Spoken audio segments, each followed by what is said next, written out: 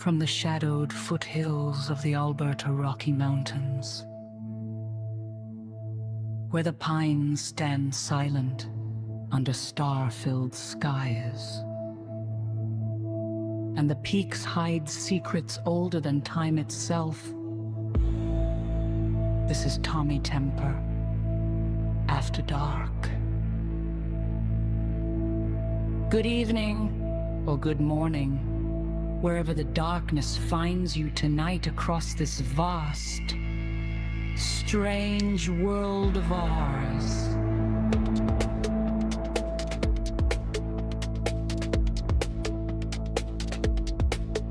Good evening. You're watching The Temper Show. After dark.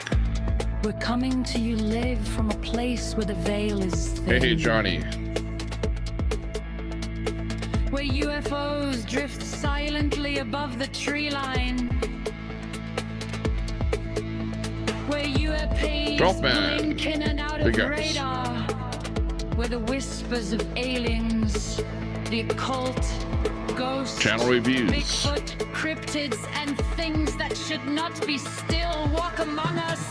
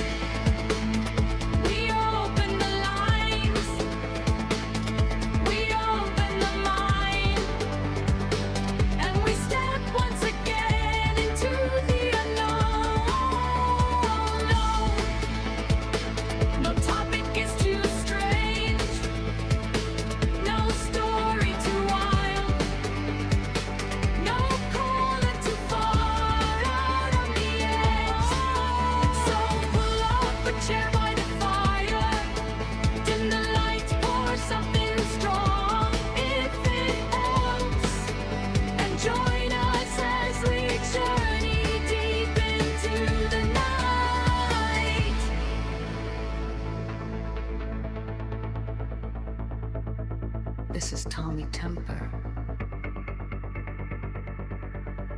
After Dark.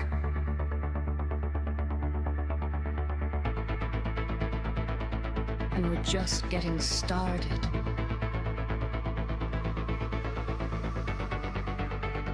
Welcome, friends. Let's see what's out there.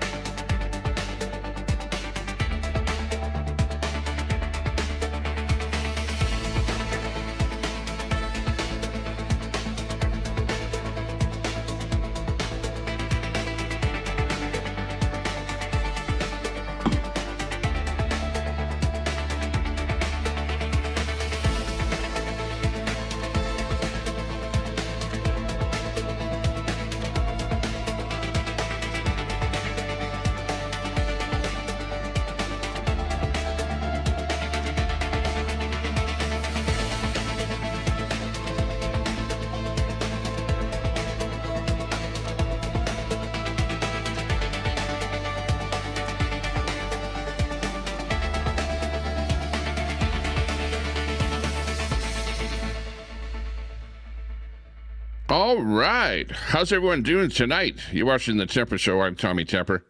We're coming to you live from Sylvan Lake. As you can see behind me, well, it's dark out, but that is the lake. You can see the, over on this side here, you can see the twinkling lights on the other side of the lake. This is the lake all in here. And, of course, it's dark out, so like I say, you can't see too much. Drop the link there. Let's see what's going to be happening. Yeah, well, we could talk about just about anything. I could always come up with some topics. How about that war that's going on in Iraq? We've got that whole thing going on. What you looking at? What's that? Oh, okay. Well, I don't know. Yeah, I don't know what that is. Something over here in my photo or a picture or something. Maybe it's something that I should shove over here. Oh, I know what it is. It's just let me get my picture in here. Just hang on a second. Yeah. My co-producer here is giving me hell for having some slop in my image there. So we got to cut that slop out of there. There we go. Got that all cleaned up. How's everyone doing tonight? Saturday night? It's kind of like party night. Hey, actually, seeing it's party night, I should be having something to drink or whatever. There you go. 12th Man is in the studio, so I'll invite him up on stage here. Hey, 12th Man, how are you doing tonight? Hey, always a pleasure to talk with you, Tommy. You too. You too. How are you doing up I there in think I Alaska got an today? echo. Oh, hang on. Hang on. That might be me with the echo here. Hang on. I paused the YouTube video. No, I'm the one with the echo. Just let me look and see what's going on here. AB. Is the echo gone now? 1, 2. Let's see. No. Let me see. Cable A. Just let me go over to my audio here and check it. I can leave and come back, Tommy. Oh, is it gone now? Let's see. Yeah, it's gone now. Okay. Yeah, that's me.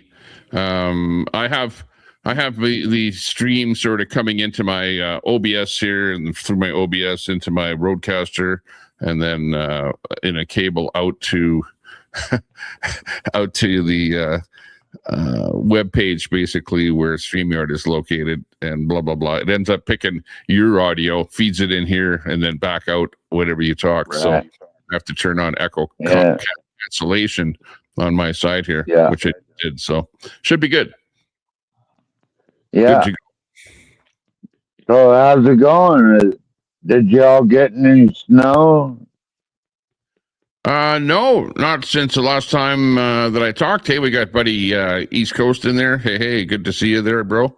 Good to see you. There's a streamer in there. If you want to promote your stream, by the way, or your channel, just hit exclamation mark link in my chat, and my bot will drop your link. Anybody out there that's got a channel, please do that. Free to do. Yeah, we're doing good. No snow. It's being warm. It was above zero today. You're out at the lake right now? Yeah, we're out at the lake right now. This is a live video behind me here. That's quite an improvement from a year ago, Tommy. You've been investing in yourself.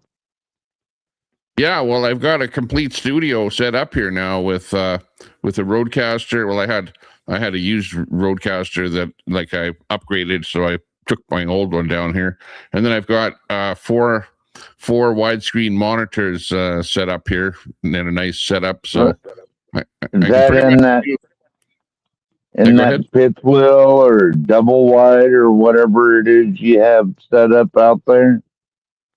No, I'm in a lake house here. We're in an actual house. You're in a house now. You're not in the camper anymore. Yeah, no, I still have the camper. Oh, wow.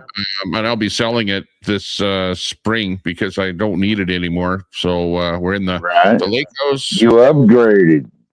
Yeah, we upgraded. We got a hot tub, and it's like a nice full big house with a nice living room, fireplace, nice kitchen with a the island type thing, full appliances in there, washer, dryer, the whole deal. So it's a beautiful place. You know what I was thinking about doing, Tommy, is I'm gonna set up a hillbilly hot tub out in the woods real close to my house, and just run a water hose to it and fill it up with hot water, and then build a fire under it, and then set up a barbecue right next to it, like one of those little kettle weavers or something like that. And then I can be grilling steaks or hot dogs or whatever while I'm in the hot tub. Doing your thing. Yeah, I've seen people with a hot tub. Kind of a, you set up a kind of a boiler with a tube feed into the hot tub so it can circulate that and build a fire underneath that boiler. Not just build a fire under it. Well, yeah, but Like you'll be with like a a steel frog. hot tub. You'll be like a frog in a boiling water there that you'll be heating up so hot you won't realize that it's so hot and you'll boil to death. Not when it's 30 below and I still need a bath, Tommy. Yeah, exactly. Yeah. Oh yeah. Yeah. But remember, when it's 30 below, you're going to have trouble with the, when you don't have that fire, that you're going to have a big chunk of ice out there. You can boil water in a balloon as long as you don't get it too hot. Yeah, exactly. You know that, right? Yeah. I don't run my hot tub. I drained it and get all the water out of the piping and motors and stuff like that when it started to get like almost to freezing temperature. But then once it goes to above freezing at nighttime, then I'll fill it back up again and get it going. So that'll be a lot of fun. Got Voltaire in the chat. We got to acknowledge some of the people. I don't know if you can see the people in the chat there, but we got Voltaire in there. Good to see you. Who else is in there? OG is in there. See if I can find that one video, Tommy. And I'm not sure if you'd want to show it or not. It's a short. Yeah, if you could drop a link, you know how to drop a link in the back chat there? Yeah. We could do that. Just tell me you dropped a link in there and I'll go and take a look at it. But good to see everyone out there. Looking good. Looking good. We got Crackhead Kenny in there looking good. What's that? K2 protects woman beaters. Oh, no. We're starting out with that. Hang on. Let me get a bottle of water here. Let me get something to drink here. I didn't get set up too well. Get a beer, Tommy. Don't get a bottle of water. Get a beer, bro.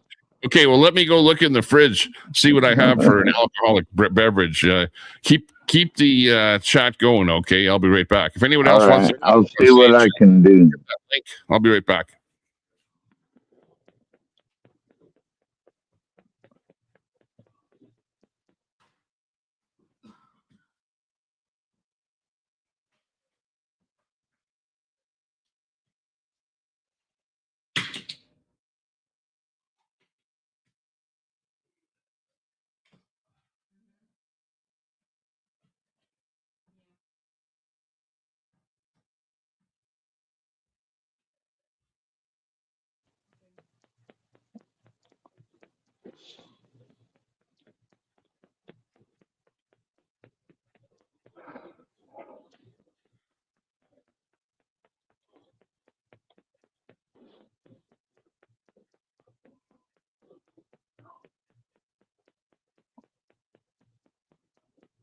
I'm not as entertaining as Tommy.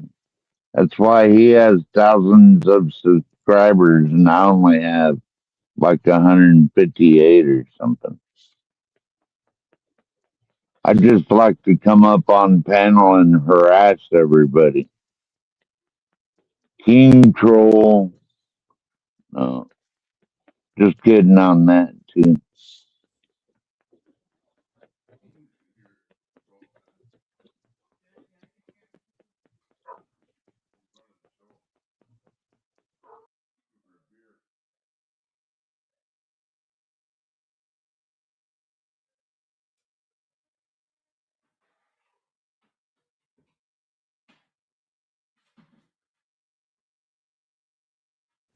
Voltaire, I'm smart enough to buy land without codes or ordinances. Maybe you're the one who needs to figure it out.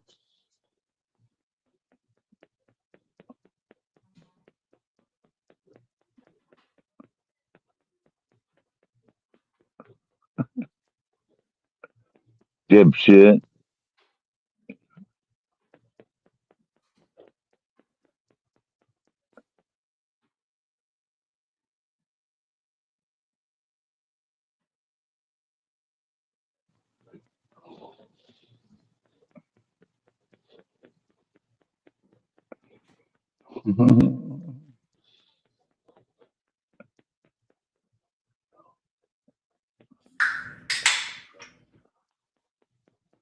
Sound like a beer to me. Let's go.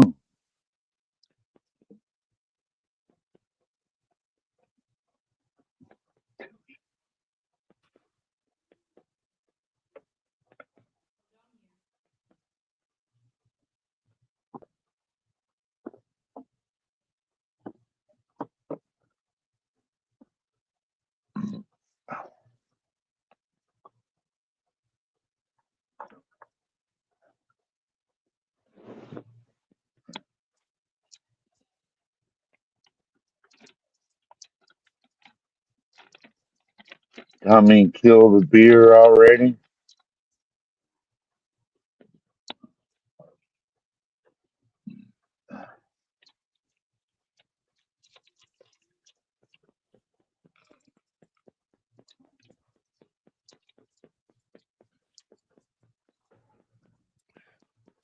What's up, Tommy? Can you still hear me? Okay, we're back. Yeah, you're coming in good. Excellent, though. All right, good. So we At got least we Carrie don't in have shit. At least we don't have shitty internet like Iran. Yeah, exactly. Hey, we're All drinking right, cheers. Cheers, Caesar. Tommy. Thanks for having a beer with me, brother. Right on. This Clamato is good. Oh, it's got a, like, your first drink, like when you're working hard all day and you grab a cold beer. Well, Clamato is just about the same. Nice. I like it. Oh, we're feeling good. Jeff Lepard likes those too, I think. Yeah. Well, it's got, I think, vodka in it, probably. So a little bit of vodka is okay. Looking good. Oh, Carrie's saying there's echo on there again. Let me just double check something else. I don't hear it. Let me just make sure that my... Oh, hang on. Might be a little bit. I don't hear it though, Tom. Let me check. Problem is I don't have... Okay, let me try this one here. Okay. Try talking. Yeah. Am I still echoing? Yeah. Huh. Okay, maybe that's better. I didn't change anything. Let me try putting on echo cancellation. I should have the audio set to only going into my headphones, which I've got it set like that now, but it is what it is. Sound okay now? You sound fine to me. I know, and you sound fine to me here too. How about hey, Daniel Barry or Carrie? Carrie, is the echo gone? Are we echoing, or is the echo gone?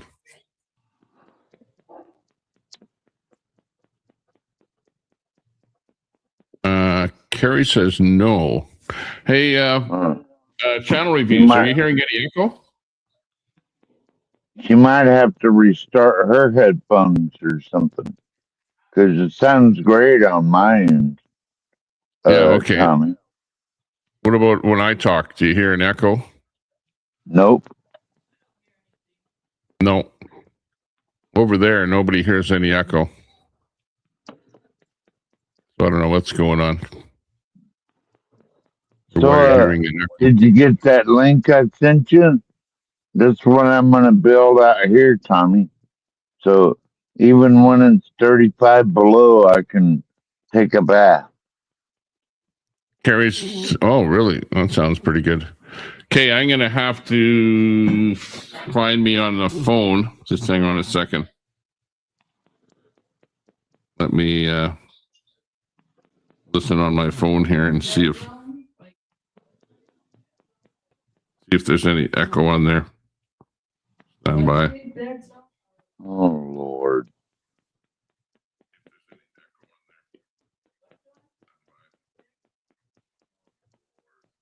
No, there's no echo. Okay. Gary, I'm not hearing any echo at all. So whatever you're hearing, it's echo. There's no echo. Okay, we're good. Okay, let me play a song here.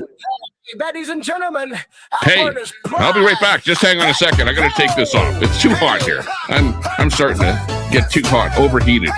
You're just going too hard there on me, 12 man. Stand by. Out in Alberta where the Rockies rise, Tommy Temper streaming with fire in his eyes from a lake house glowing in the moonlight's gleam. He's the YouTube king of the widest streams. Oh, Tommy Temper, you're a great guy, battling trolls with a spark in your eye. Conspiracy theories, politics and fun, streaming from the Rockies, you're second to none. Hot tub bubbling in the Okay, we're starlit back. skies. He's calling out the haters with truth in his lines. We're back. Talking about the world from the left to the right. Okay, just fade that out there. Just like a hopefully Queenie don't come by and kill the party. Oh my God. I was thinking about that because she's being extremely disrespectful to me. She even said that she's going to sue me or go to the police station and do something. So I'm thinking I should start a poll, and the poll would be, should I, what do you call it? Not boot, but put like a restraining order on her, something like put a that. restraining order on Queenie. Yeah.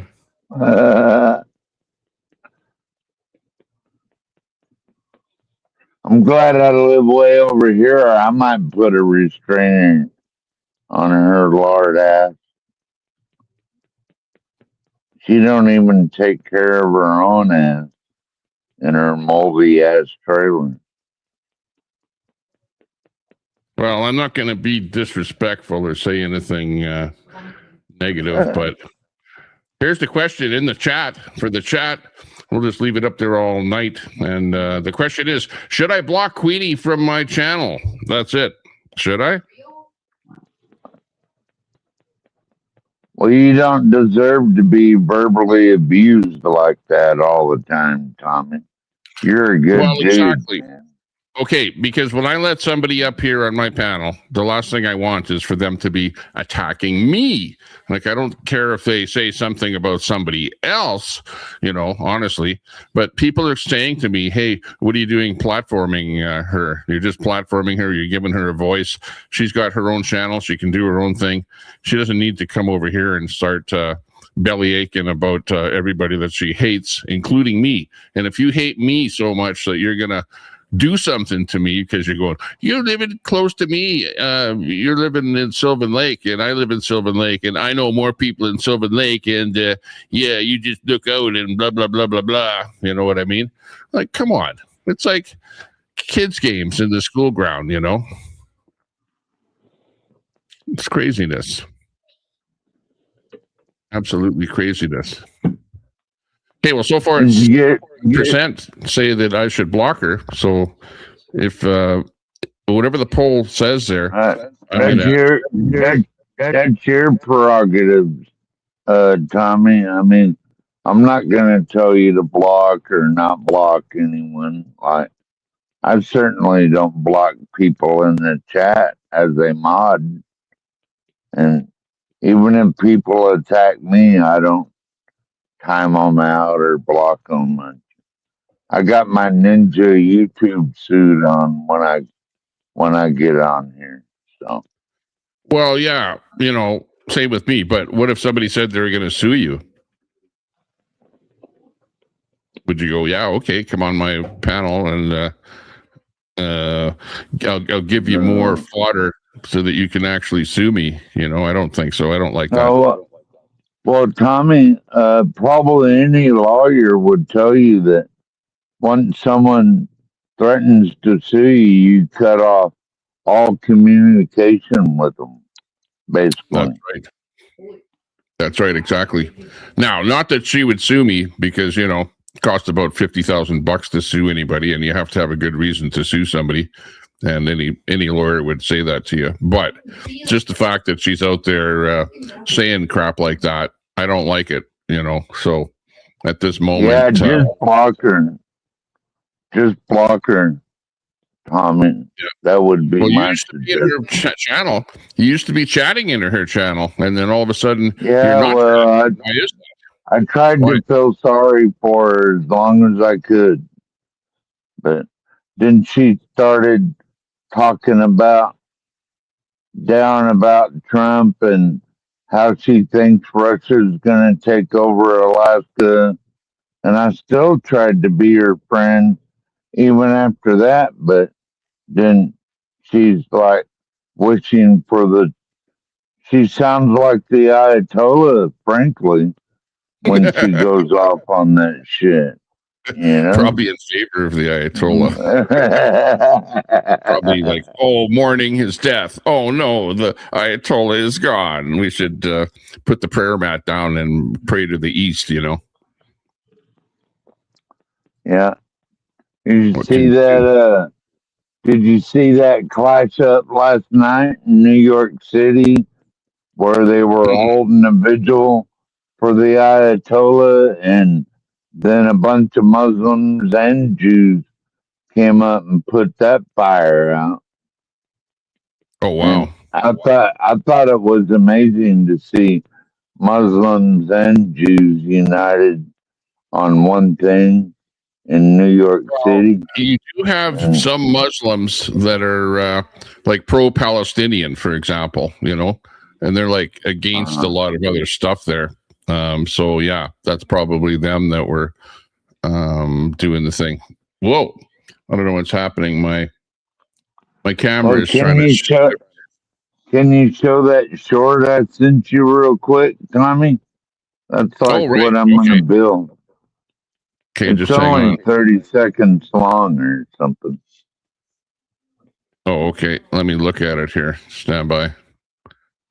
I have to. It's a Facebook. Okay, hang on.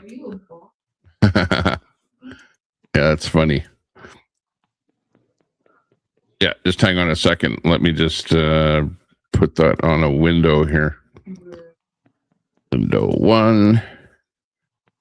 And what is that? Facebook. I'm going to build one of those for my property. Oh, right on.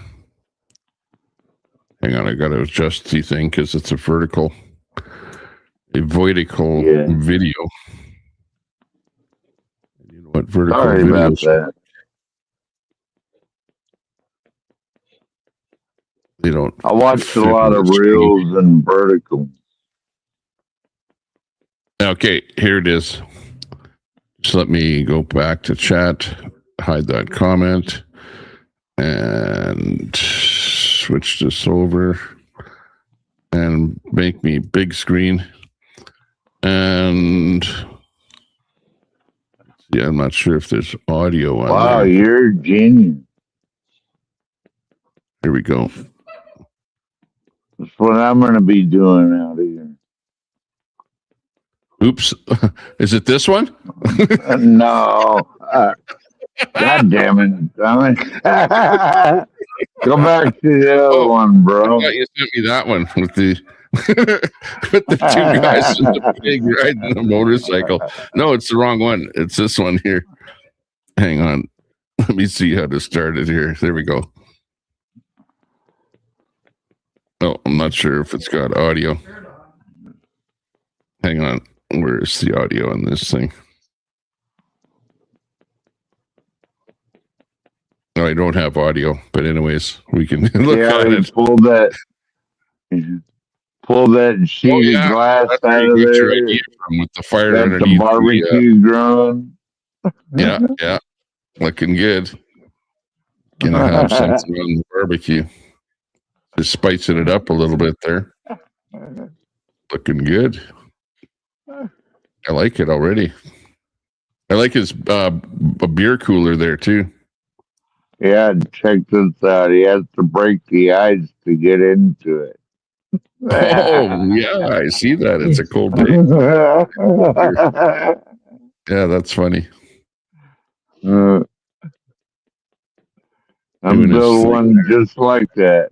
That's just like an old steel bathtub, Tommy. Like might have came out of a remodeled home and he just repurposed it. Yeah, exactly. Well, look at he throws the ice off the top of it. Come on, now. It's got to be pretty cold to throw that ice on it.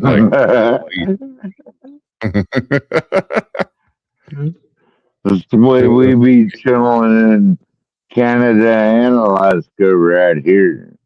That's the way we roll. Where's he from there? Doesn't really say. I think he's from BC or somewhere. You see British Columbia. Yeah. The language, his language is in a like a French or something like that. I figure he's a Canadian. Probably, yeah. Oh, maybe Quebecois.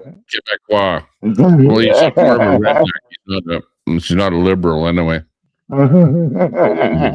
He'd be hiding in his house. I thought y'all might enjoy that in Canada. Give me a good idea too, since I don't have running water, but I can build a bathtub like that or something. Right on. But I like the next one too. The next video is pretty good too. This one here. Is that Queenie on the motorcycle? I don't know. I'm not saying. Shouldn't make fun. Look at his wheel is sparking too on the road. See, is that one in Canada too? Grand Prairie. Is that in Canada or is that AI? I don't know. Could be Grand Prairie. Got a little flood there. Oh no, it's True North Transparency who goes around taking videos of everyone. Doing his thing there too. I like watching him though.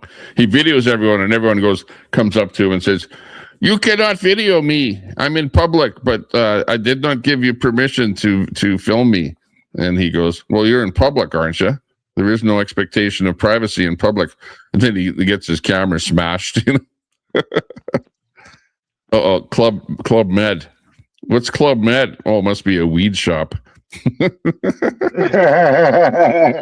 Med. Club Med. There's this women's prison on the west side of Edmonton, and we all call it Club Fed because it's it's so easy life in there for the women. You know, they get all the gym and the pool tables and TVs and all the stuff like that. You know, Club Fed. So, Tommy, let me ask you a question.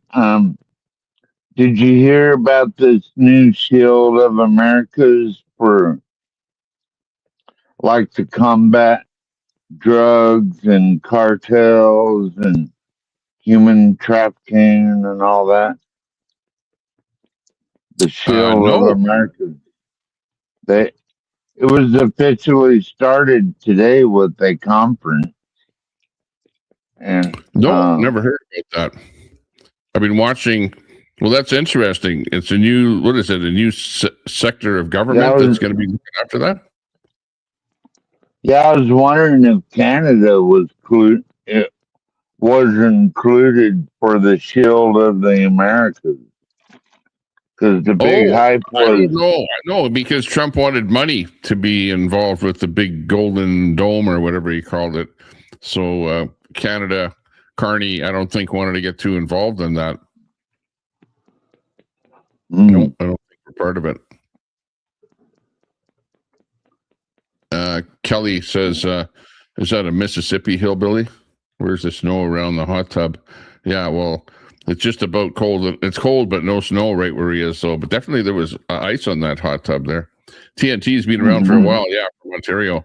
Yeah, I like him. He's a pretty good guy. You might say you don't like what he does, where he goes around, and people go, oh, you shove your camera in people's face. No, he stands on the sidewalk and beams his camera at a business or something like that, and people get pissed off at him. Yeah, Johnny, Club Fed. We've got one. Got that, Club Fed. Hey, welcome everyone that's watching. We got 26 people watching on YouTube. We got some people watching on Facebook. Like Kelly is over there. Over here is Kelly on Facebook. Good to see you there, Kelly. Johnny is on Hi, YouTube. Kelly. And we got some people on X. Good to see everyone. Kelly says, why didn't Carney stand up for BC? Oh, you mean with the business of the title, the natives getting title to Vancouver? Yeah, I don't know if you heard that story, but there's some Indian band that about maybe 12 to 1,400 people that have claimed that the whole of almost all of Vancouver, the city, is their territory. So they're have been given title by the federal government, if you can believe that. Unbelievable. Story's going viral. Craziness. So far, 78% of the people say that I should ban Queenie on the poll. Yeah, and I haven't even voted yet. Exactly. Well, you ought to knew how that was going to roll, Tommy. You ought to know the chat don't like Queenie. I know. Betty says, let Kelly know that we have indoor plumbing in Mississippi. There you go. So it couldn't be Mississippi. Well, you never know if it's a hillbilly out in the woods there, bushwhacking it. Could be. But I don't think it gets that cold in Mississippi. But it could be a British Columbia or hillbilly from Quebec. You never know.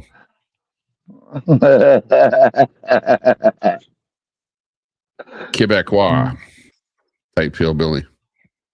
Yeah, I think he is a Canadian, but maybe they didn't get much snow there. I think he's a Quebecian, like you say, one of those Frenchy fuckers. Well, as long as it's below freezing, you get your ice freezing, but you don't necessarily get snow, until some moisture type cup starts coming your way, and then you're going to get snow. So it was like that here, where it was cold for the longest time, and we didn't get any snow, and then it finally snowed.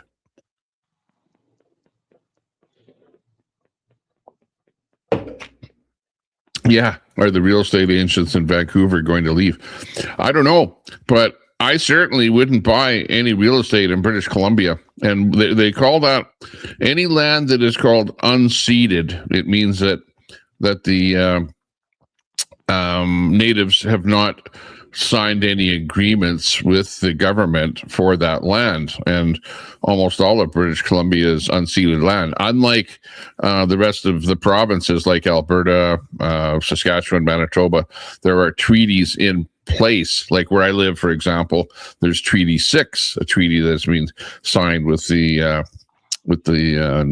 bands, with the native bands, and there's title, and that's the way it is. They have their own land, and the government allowed guys like me. Can I say something, Tommy? Hey? But like, if all these native people don't want any industrialization, or like, say, connecting the railroad from Alaska through BC, if they're claiming all these native benefits at the same time, yet they don't want any of their own land developed, then I'd say we cut off all the government benefits to those people that voted for that.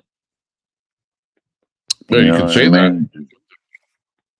in most cases with the like with the treaties, they have signed up for in exchange for ceding the land to the government, they get like free health care and a bunch of money and stuff like that. So they're actually very well looked after. There's no doubt about that. But the problem is that when you give money, when you give free stuff, it's the old give a man a fish and he'll be asking you for a fish forever. Teach a man to fish and he'll be self-sufficient, and that holds true for what's going on with the natives in Canada, because they all get free money. And because of that, a lot of them just, don't get a job, don't work, don't do anything. Now, there are some that do, and they understand that if they get a job or go to school, that kind of thing, they will excel, right? And they will be above, X number of dollars, but it's possible just to survive on the money that the government gives you. And that's what a lot of them do, unfortunately. Yeah, well, if they want to be anti-development and all that, and not want to work through the treaties and not allow oil pipelines and all this business, then they should have a lot of their money cut off if it's coming from the taxpayers.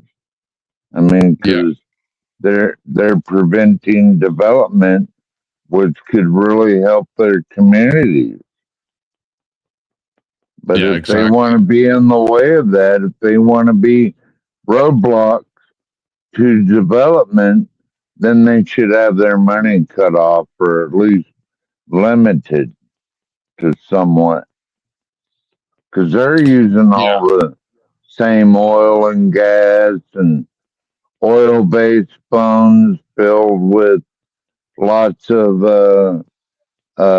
minerals and stuff like that being outsourced. So if they're against development, if they're against development, then they should have their money cut off, treaty or no treaty. Because there's no treaty but that's just it. When you make a says, deal with someone, you have to stick to the deal. You can't, there's no treaty that says we have to give them money, Tommy. There's no treaty that says that. Yeah, but you can't be an Indian giver, so to speak. Or you can't be a turncoat. If you make a deal with someone, you got to stick with the deal. But giving them money is part of the deal. Hang on, I just hate living in a country where there's a two-tier system, where it's like nothing for me and a whole bunch for a whole bunch of other people. Why? Just because their ancestors happen to have been here so-called first. And like, you can go back even before that and go, wow, there was a time when there was nobody here. Maybe all humans started out in deep, dark Africa, and then, came out from there, went out all over the place, and kind of, I think, I'm pretty sure that the people came over to North America by way of Africa, all the way up to the north, into Russia, across right where you are. There was probably a land bridge right where you are in Alaska. Yeah, and then that's where all Canada, and then down south. That's where all the so-called natives came from. I mean, their relatives came here from somewhere else, just like everyone else's. I'm not sure why they need to be held in some authoritative spot or something, because, I mean, I don't care if it was 2 years ago or 10 years or 10,000 years ago. I mean, their relatives came here from another place, just like everyone else over here. They were so colonizers of this land. Natives were colonizers of this land. So for them to be trying to call anybody else a colonizer is pretty hypocritical, honestly. Yeah. And to be honest, Tommy, like, I don't know much about, well, I know a little bit about Canadian history, but more on American history is that they lost those wars. Why do they think they get to make up the rules? I Well, in the mean, States, a little bit different because in the States, you guys conquered them. You conquered them. You just, you basically decimated them. And those that were left, you said, okay, you can live on these reserves. Up here in Canada, we yeah, and actually give them free wrote money for agreements the with rest them. of their life. It was different up here in Canada. The government wrote agreements with the natives, or like in BC, they did not write agreements with them. That's what you call unceded land in BC, and also out east. There's parts of, I think, Quebec and some other provinces there where there's a bit of unceded land. But Queenie's in the chat there.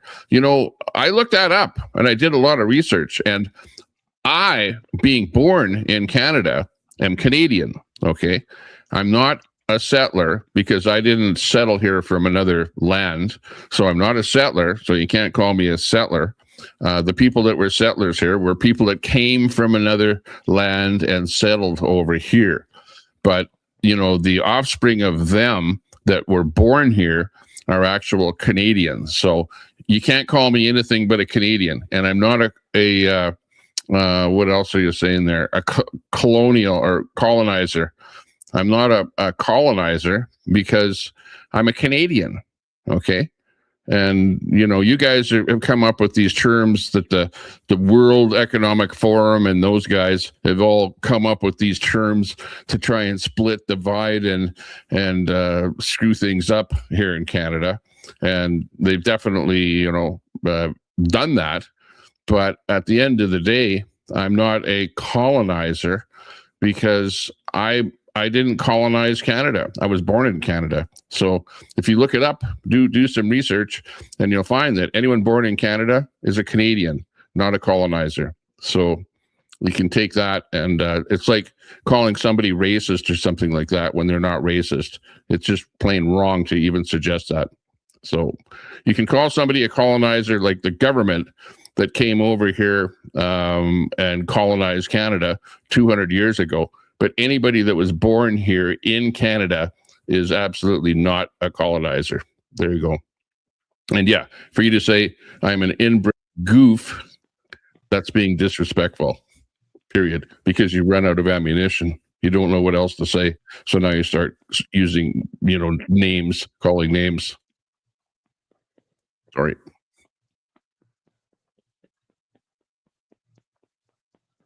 Sorry that you think that. So just relax. And maybe one day you will get your land or whatever it is that you're looking for, or cash, or free cash, free land, free. First of all, Tommy, work for everything that I have because I'm a working person, work hard, and I go through the right channels and do things properly. And I don't expect 2 cents from the government. I've never, ever in my life gotten any money for free from the government, never been on welfare, never been on unemployment enjoyment. I paid into the unemployment system my whole life, but I've never once collected 2 cents of unemployment because I've worked hard all my life. How about that? I don't just sit Tommy, around. did you have to ever pay for a worker that was got hurt on the job or anything, or you made it through pretty clean in your real estate career? Yeah, no, I did pretty good. Well, in Alberta, there's something called workers' compensation. And if you're an employer, you pay into workers' compensation for everybody that works for you. And if anybody does get injured, then they put a claim into workers' compensation. It's like a big insurance company for the whole province. And when you run a business, you're forced to pay into workers' compensation for any employees that you might have. So that's how it works here.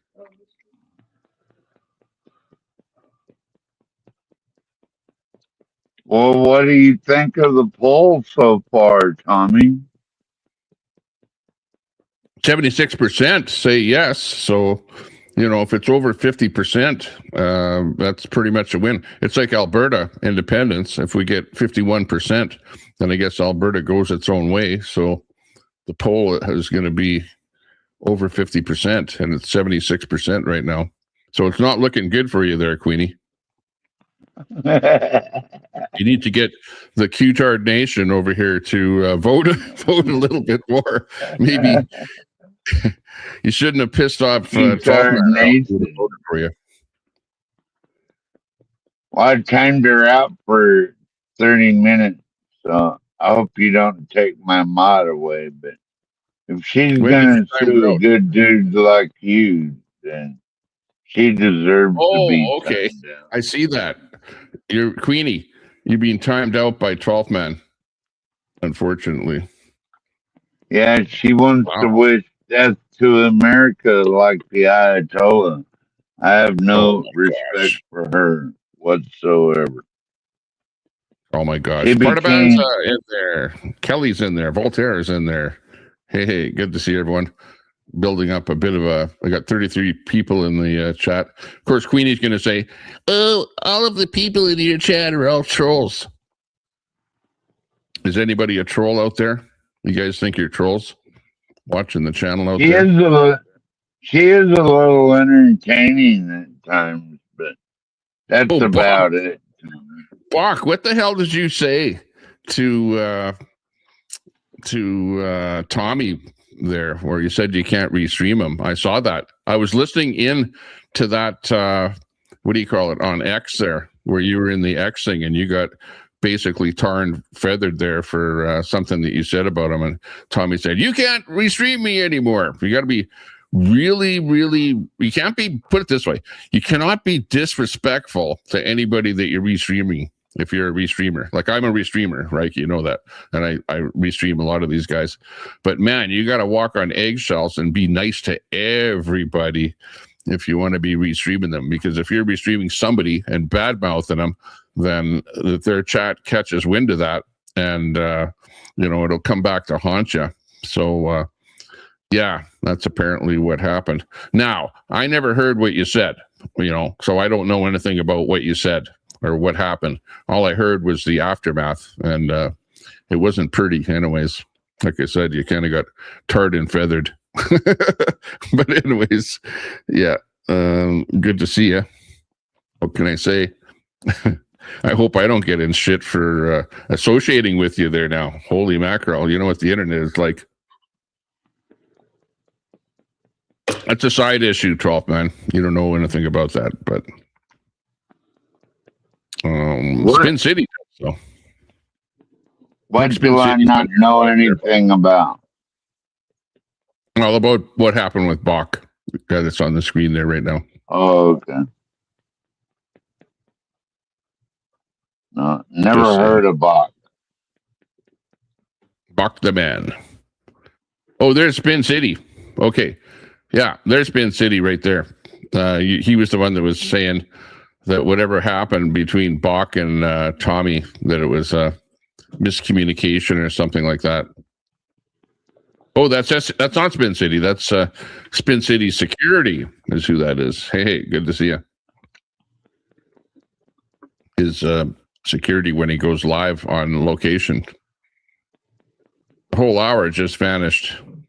What time is it? 12:10 Mountain. What is it, standard or daylight? I don't know. We got to get rid of that. In BC, they voted to get rid of the mountain daylight, when you have to change your clocks and bullshit like that. I don't like having to do that myself. I wish we didn't have any of that. Like if it gets dark, it gets dark. Big deal. You don't have to light candles. Yeah. That's the way it is with me since I'm retired like you, Tommy. I mean, I just go to sleep when I get tired. I don't care if it's day or night. Yeah, exactly. A lot of times I stay up till 3 o'clock. Kerry says it's 3 a.m. where he is right now. So you're out there on the East Coast. Only 10:10 in Alaska right now. What, 10? You're like 2 hours ahead of us. 12 o'clock here. 12:11. Yeah. You're like way further to the west. You're almost on, what do you call it, Hawaiian time. That's scary knowing Queenie is so close. I know. She's just down the block from me. She said she's going to come out protest in front of my house here. I'd like to see it. Queenie, I'll believe it when I see it. Come on over here right now. Back? Did she come back with one of her sock accounts? I don't see, but no doubt she will. She's got another channel there, a couple other channels, some alts in there. But if I do ban you, Queenie, I'm going to ban you and any of your alts, and you won't be able to come up on panel here anymore. You'll be banned from chat here too. So if I see you wanting to pop up on stage, I won't let you. Spin City in the house. How are you doing? What's up, Spin City? Hello, our Alaska counterpart, and Tommy Temper. Good to see you. Good to see you. You said my name 3 times, so I magically appeared. Tommy. Oh, that's nice. Here, I'll play a song for you. Sure. It's Spin City News in the house. Coming in hard. All the way from the protests of Florida. And Trump supporter liking that war over in Iran. Absolutely. The tyranny is... No one likes war, Tommy. Get that straight. The tyranny is in... It's a short war. Oh, no, it's not a war. It's a special, what's he calling it? Special Forces operation or something. Well, you remember Joe Biden bombed Afghanistan with condiments. With He condoms did. Or something like that. With condoms? What? Here, I'm going to edit your mic a bit here. Turn your mic on. Spin. Mine? Yeah. You're set for automatically adjust mic. Never use that. Here. Okay. Well, the other day it was too loud. So I'll just use the slider to set it, but now it's when you set it automatic, it's too low. So I brought it up a little bit here. All right. Can you hear me? Okay, sounds fine. Shut the fuck up. Yeah. You know how you can tell whether or not your audio is correct? Turn your camera off. Turn your camera off. Like hit that button there. Okay. Now talk. Hello. Oh, okay. All right. I didn't know it did that. And watch your logo, and you'll see logo. if it barely turns on, then it's probably too low. Actually, let me look at mine here. It's a good question here. Yeah. Okay. Do you see how mine tops out? You know, when I'm talking pretty loud here, it's kind of topping out there. So yeah, that's probably good.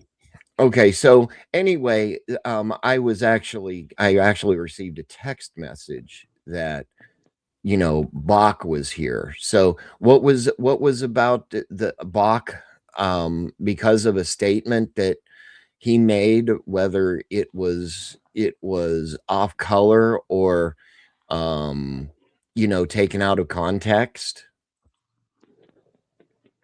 Well, I never heard what he said. That's what I was saying. I just commented that he was in the chat. I said hi. And I said, hey, I heard that you can't restream Tommy anymore. And I actually was in that spaces when he was getting chastised and everyone was yelling at him and stuff like that. And Tommy said, don't restream me anymore.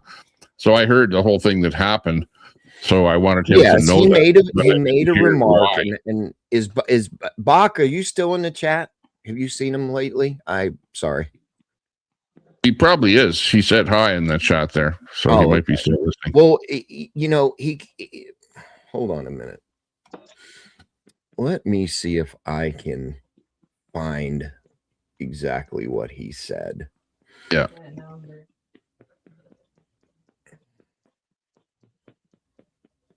Those are just balloons, blow up balloons there, Kelly. They make excellent balloons.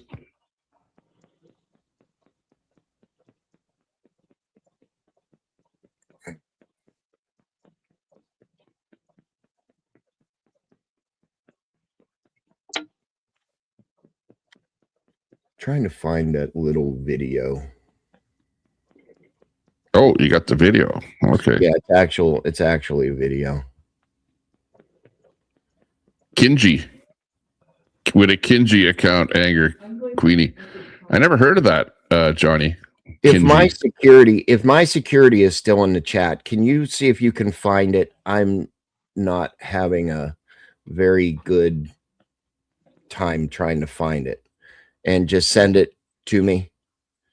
Because, okay, listen, like I said the last time we were talking about this,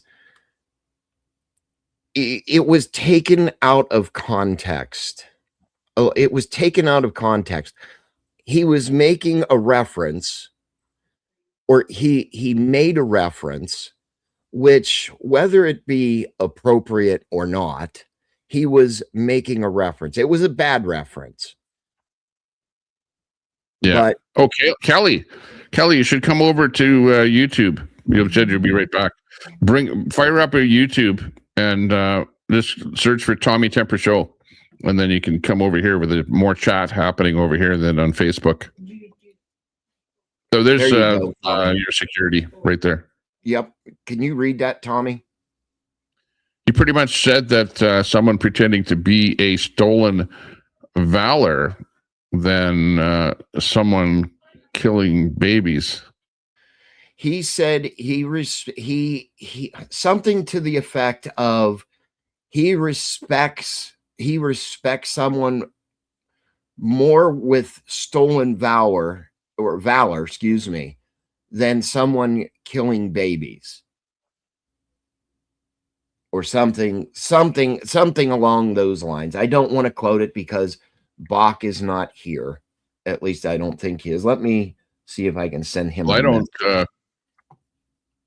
Well, I wouldn't support either one of those things. Stolen valor is not good. Like I said, Tommy, it was a very bad reference. It was a very, very bad reference.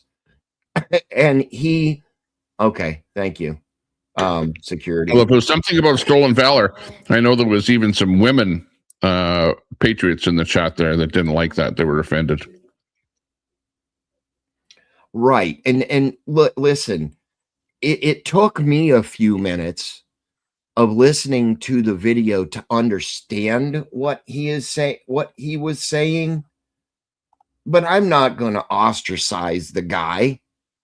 I mean, people make mistakes, Tommy Temper. We all know this. Yeah, I know. I have a friend named Queenie. It's immediate judgment. It's immediate a judgment.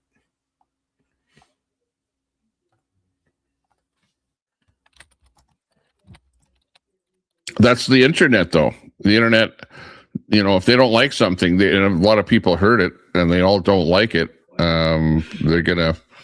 Especially with Spaces. Spaces is kind of a new thing where the people that are in the chat watching have a place where they can, get together and voice their opinions. So, yeah. Listen, everybody has the right to voice their own opinion. Well, it just seems like if somebody has an opinion or somebody makes a bad reference,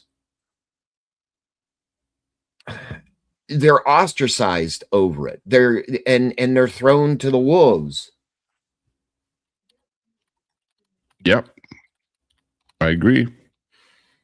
That's why when I get on here, I'm really careful about what I say, things that I talk about, things that I say about my life, things that I do, so that people don't latch onto those things and then blow them out of proportion and use them against me, So that's why I survive pretty well on YouTube.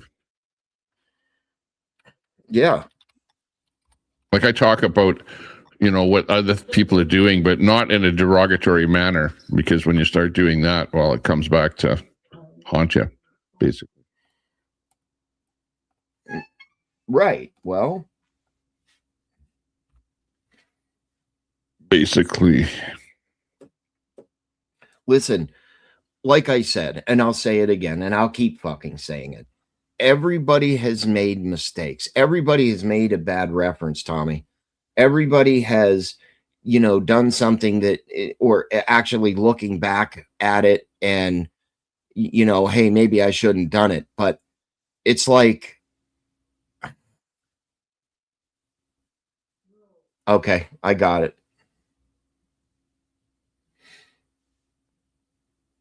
And Bach said that he is alive at the moment, but when he's done, if we're still here, he will come up on the panel and explain exactly what he said, and you can make your own judgment. But I'm defending Bach. I am defending Bach because he made a bad reference and he made a mistake. You know, I know the internet is a very, very cruel place or whatever at times, but it just seems like it automatically went to a bashing spree.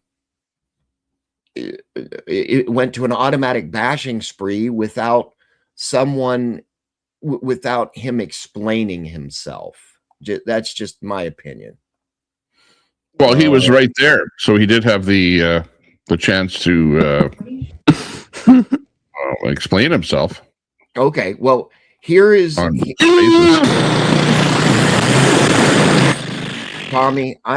Get thrown, idiots! I'm going to send you a message on X, and if you want to play the video, it's only a couple minutes long, so yeah, you that was make Johnny your own decision. Catarosa, by the way. Oh, yeah, he tried. Tommy, you're fast on the trigger tonight to get him out of here.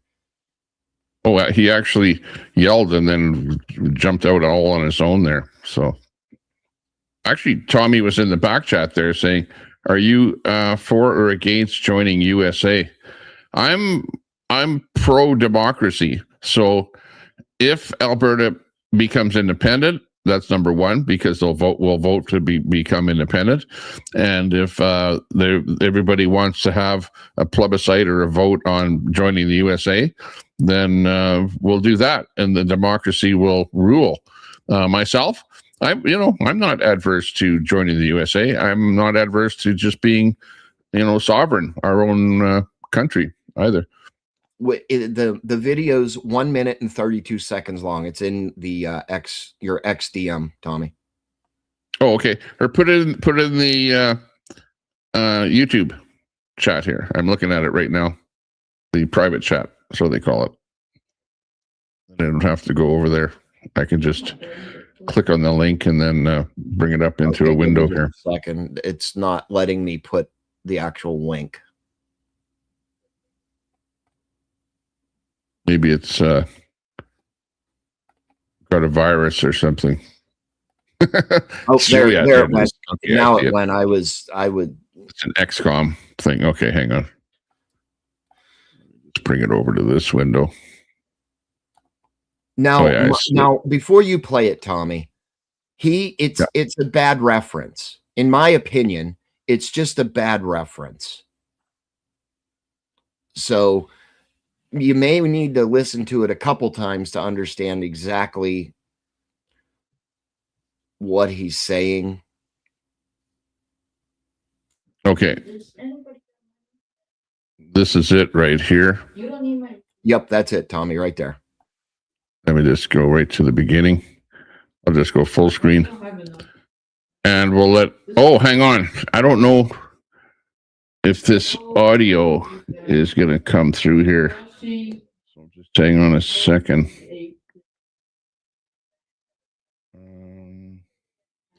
Let's just hear if the audio works here. Hang on. So yeah, like we said, we got shouted out by Don Shipley. We're going to see him confront people in the act of stolen valor. Now, me personally, I don't know. Like, I honestly think someone lying about, I'm not talking about people who are defrauding innocent, people. I'm talking about people who just, telling stories or whatever. they're not killing, you know, I don't know, a lot of you guys might not like my opinion on this, but a soldier deployed who's killed babies versus somebody who's just making up some stories, but he didn't kill any babies. I'm sorry. I like the guy bullshitting about his valor more. That's just me. That's just my take on that. I'm sorry, man. Like, you're a soldier, you go to a foreign country and you're shooting at civilians and you're killing babies versus this guy who's just bullshitting and lying to impress, strangers. I think that person's spiritual account or scale or whatever you want to call it is higher than the soldier, right? Don't tell Don Shipley that I said that, but that's just me. All right.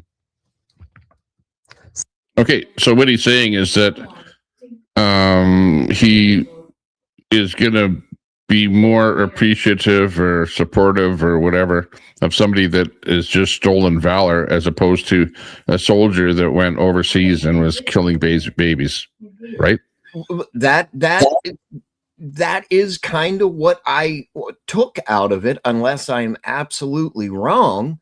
But he made a bad reference, and everybody took it that veteran. The first thing it came up to veterans going overseas and killing babies. Kelly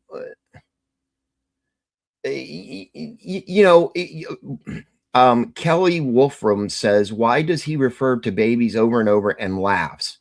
Well, you got to know Bach to understand his personality, but was it a bad reference? Should he have laughed? Probably not.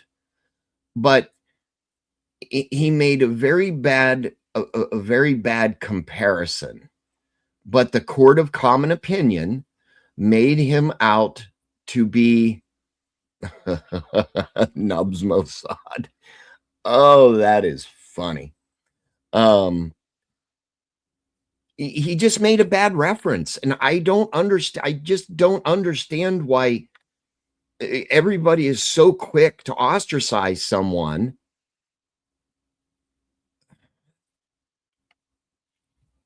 And they did, and factually, they didn't even give him a chance to even redeem himself in the space that Tommy from Portland had. Everybody just kept screaming at him and using all kinds of slurs and just, yeah, you're right, security. You're absolutely right. Well, let's look what Tommy Boy has to say. I'll read what Tommy Boy says about that clip. Tommy Boy says, what in the actual fuck? I honestly thought Bach was based, but after this, which based is like right wing, but after this take, I'm not thinking so no more. Our veterans don't get deployed to kill babies. They fought our freedoms and our amazing country. You respect the man who threatens children online and threatens our president's life and lies about his service. What the fuck? Our military vets and active service military men and women are heroes. God bless our military and veterans. Thank you for all you do. And King Fixer, who actually posted this, says, I like Bach Precision and watch his restreams all the time, but I don't play favorites when I feel someone needs to be critiqued. This is horrendous. This is a horrendous take on an American soldier while holding Travis Jur to a higher standard because he lied about being deployed. I'm just putting. So, okay, so they're talking about Travis Jur, who's I think a left winger who's out there in Portland all the time, who's apparently military, but I think they're taking him as being someone that lied. And Tommy, if you listen to the video again, he did not say anything about, United States servicemen. Listen, we all know that there are casualties of war, but I don't believe that any soldier, unless they are radicalized like Iran, and they don't give a shit who they unalive or that gets taken out, if you will.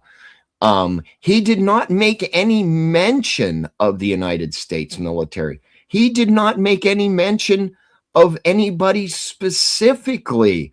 A soldier could be a foot soldier in a radicalized regime, or Antifa.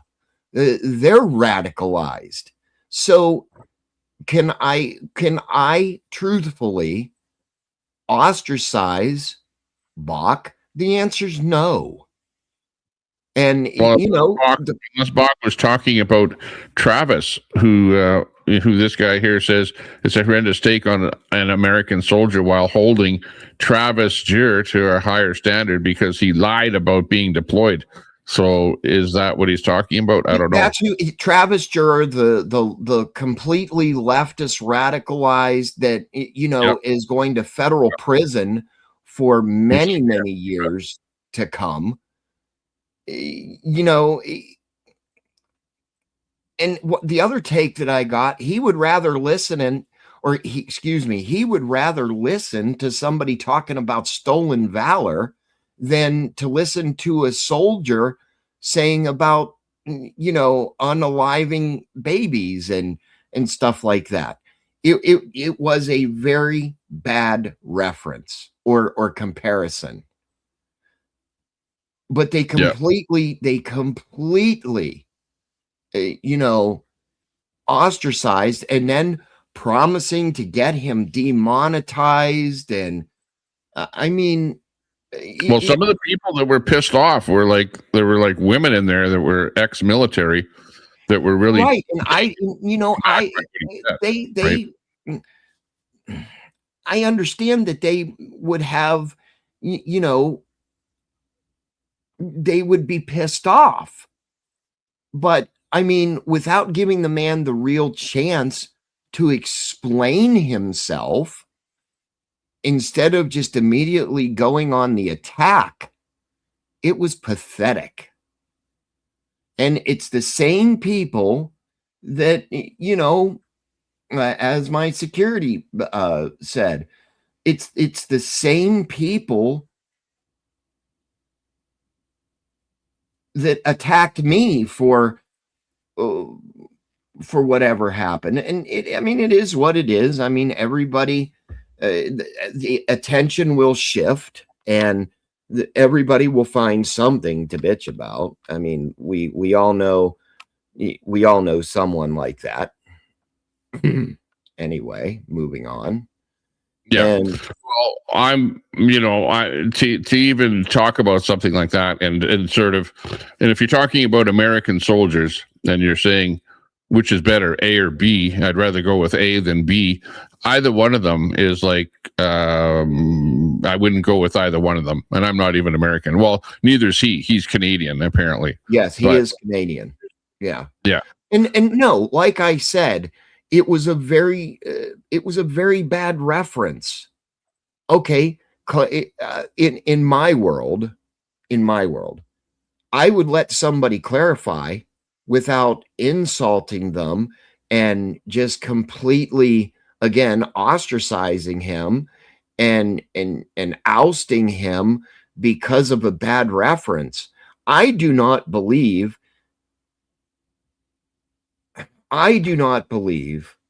that. Where do I live? In Florida, if you're asking Kelly. I'm in Florida. I'm in Edmonton. Yeah. Yes, and my security. Security's in Florida.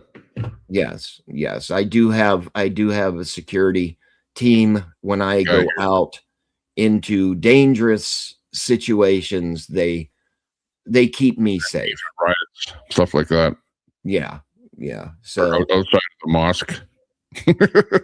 Well, my security team was at the mosque. You just didn't see them, but they were there. because we all know how radicalized some of those people are.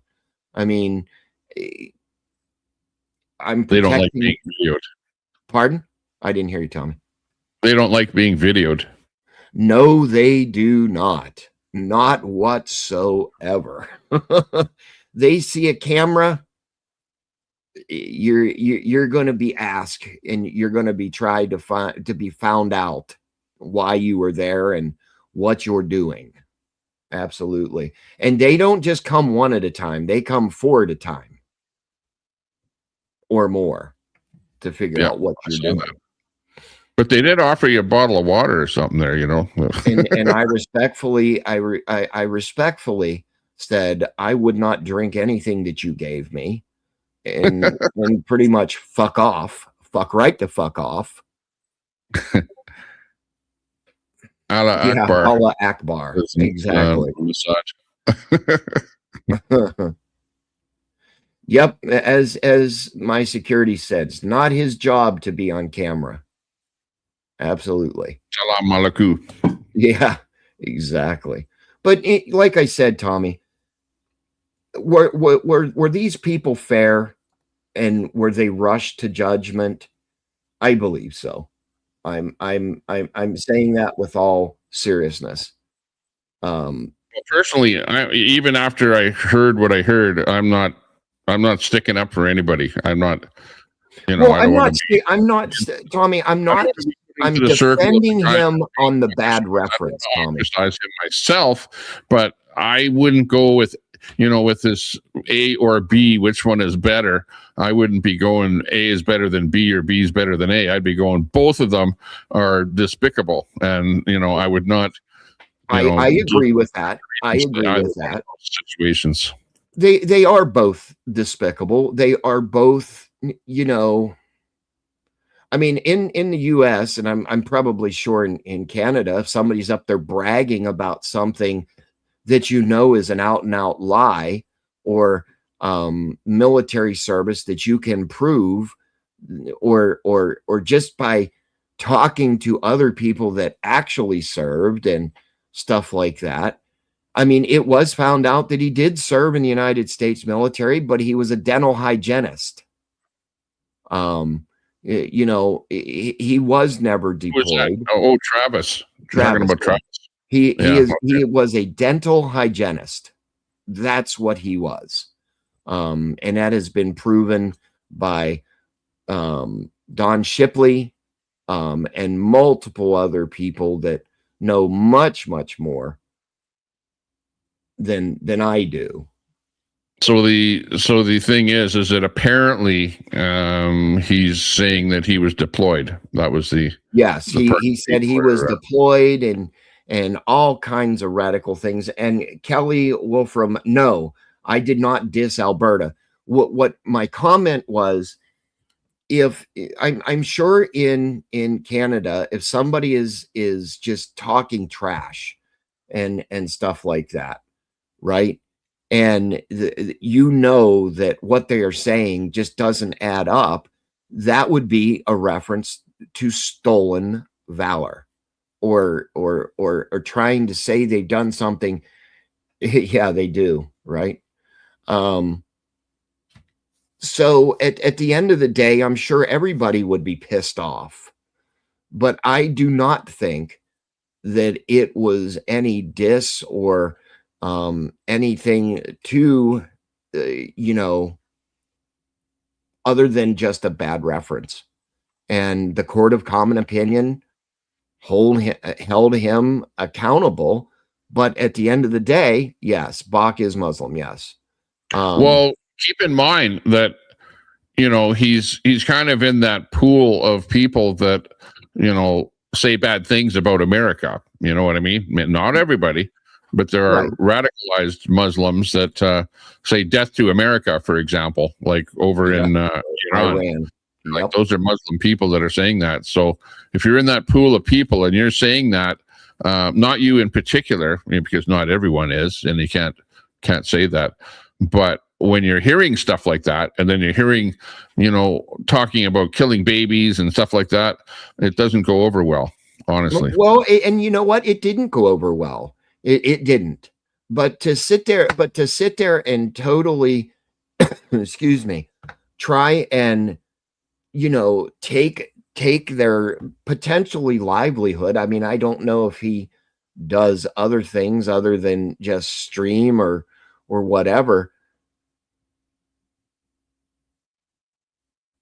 Well, the stolen valor would be if somebody never went over and to some kind of a war or an event or something like that, never did that, but just stayed in the States cleaning teeth or whatever, but yet he's saying that he served overseas or something like that. That's what you call stolen valor. Right. Yeah. That's what stolen. Yeah, exactly. That's what stolen valor. So you're lying about your military service, basically. Right. You're lying. So it would be like a guy that did serve in the military, walk in a uniform, and or I'm sorry, that did not serve in the military, and you walk in and get something because you're in that uniform, like a discount or something like that. That can be considered as stolen valor, or actually impersonation as well. I mean, if you are actually getting a benefit from something. Yeah, I hear you. So, I mean, oh well, I understand the whole thing. It's up to Tommy to decide whether or not he wants somebody to restream him, though. It's up to him. So if he made the decision not to do that and he doesn't like what Bach said, well, then, it's like case over. You can't support Bach for saying what he said. I would never support Bach for saying what he said. And sometimes what you say comes back to bite you on the internet, especially if you're restreaming people. Like I said, you have to walk on eggshells and treat them with respect, not say bad things about them, and be nice to them. And that's why I am so nice to, because I restream so many people, I'm nice to those people. So I pretty much try to be nice to everybody on the internet. I treat everyone with respect, don't call them names. And, unless somebody comes and attacks me, well, then, I might bend a little bit like Queenie. Like I just banned her from my channel. She came back here with an alt, saying goof and stuff like that again with an alt, and I banned that alt. So, Queenie, if you try coming in here with some other alt or something, well, you're banned. Don't try and come up on panel. I'm not going to let you come up on panel anymore. Don't say that you're, that whenever you get on panel, my numbers go up and that you're such a great addition to the channel. When in reality, yeah, sure, people want to see the drama and the fighting and the bullshit and stuff like that, but I don't think it's adding anything to my channel. It's like people are coming back and back chatting me and say, what the hell is the matter with you? Why are you platforming her when she's so vindictive and so negative and, calling you out and stuff like that all the time. So, I think this is sort of after 4 years of letting her up on my panels and trying to be friends with her, I think it's like game over. Well, I mean, that's a decision that you made, and for the good for the good of your channel, you did what was best. I mean,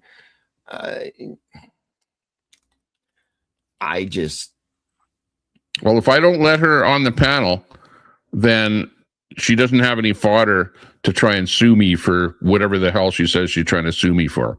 So, well, I mean, you don't give anybody a reason to be sued or whatever. I mean, listen, your laws in Canada of what that I've been told and everything like that the Canadian government can really come down on you. I mean, correct me if I'm wrong. If somebody doesn't like what you said, it's not just that easy here in the U.S. either.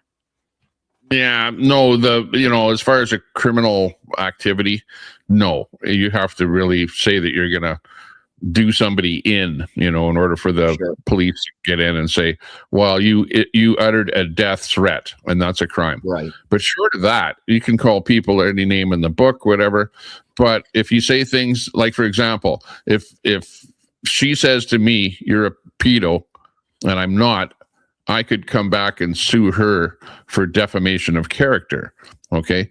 But I would also have to prove why or how that defamation of character made me lose money. In other words, there has to be some kind of monetary loss. It's like Trump. You know how Trump, somebody called him a pedo and he said he's going to sue them. That happened just last month, right? Yes. Well, for Trump, he could probably demonstrate that because, you know, it's hurting him. He sells stuff, whatever. He sells shirts, t-shirts, Bibles, whatever, gold bars. Right. And you might say, hey, you calling me that is really affected my gold bar sales or whatever. Look at it dropped or whatever, you know, and he might win a couple $1 million on something like that. But up here, well, you know, and plus it cost you $50,000 to start a lawsuit, you know, hire the lawyers and get things rolling. Who the hell is going to spend $50,000 to sue somebody that has zero money? You know, like it's not worth it. Yeah, I mean, you know, I'm dealing with a certain, well, almost a certain example of it.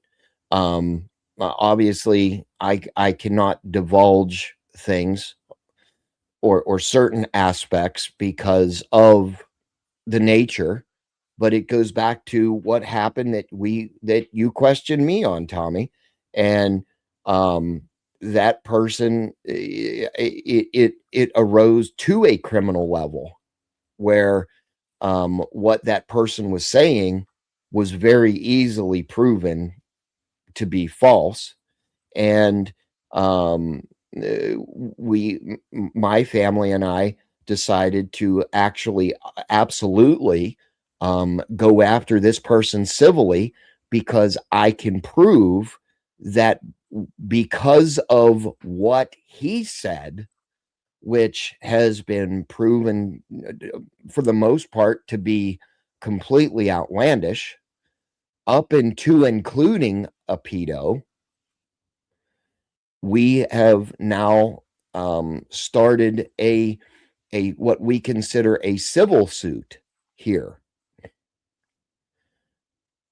against this. Yeah, likewise in the States, I think that you can actually start something criminal against that person as well. It's yes. Well, there is tell them what's going on. They can do something. Whereas is my security still in here, Tommy? What's that? Is my security still in here? I don't know. Have you seen him lately?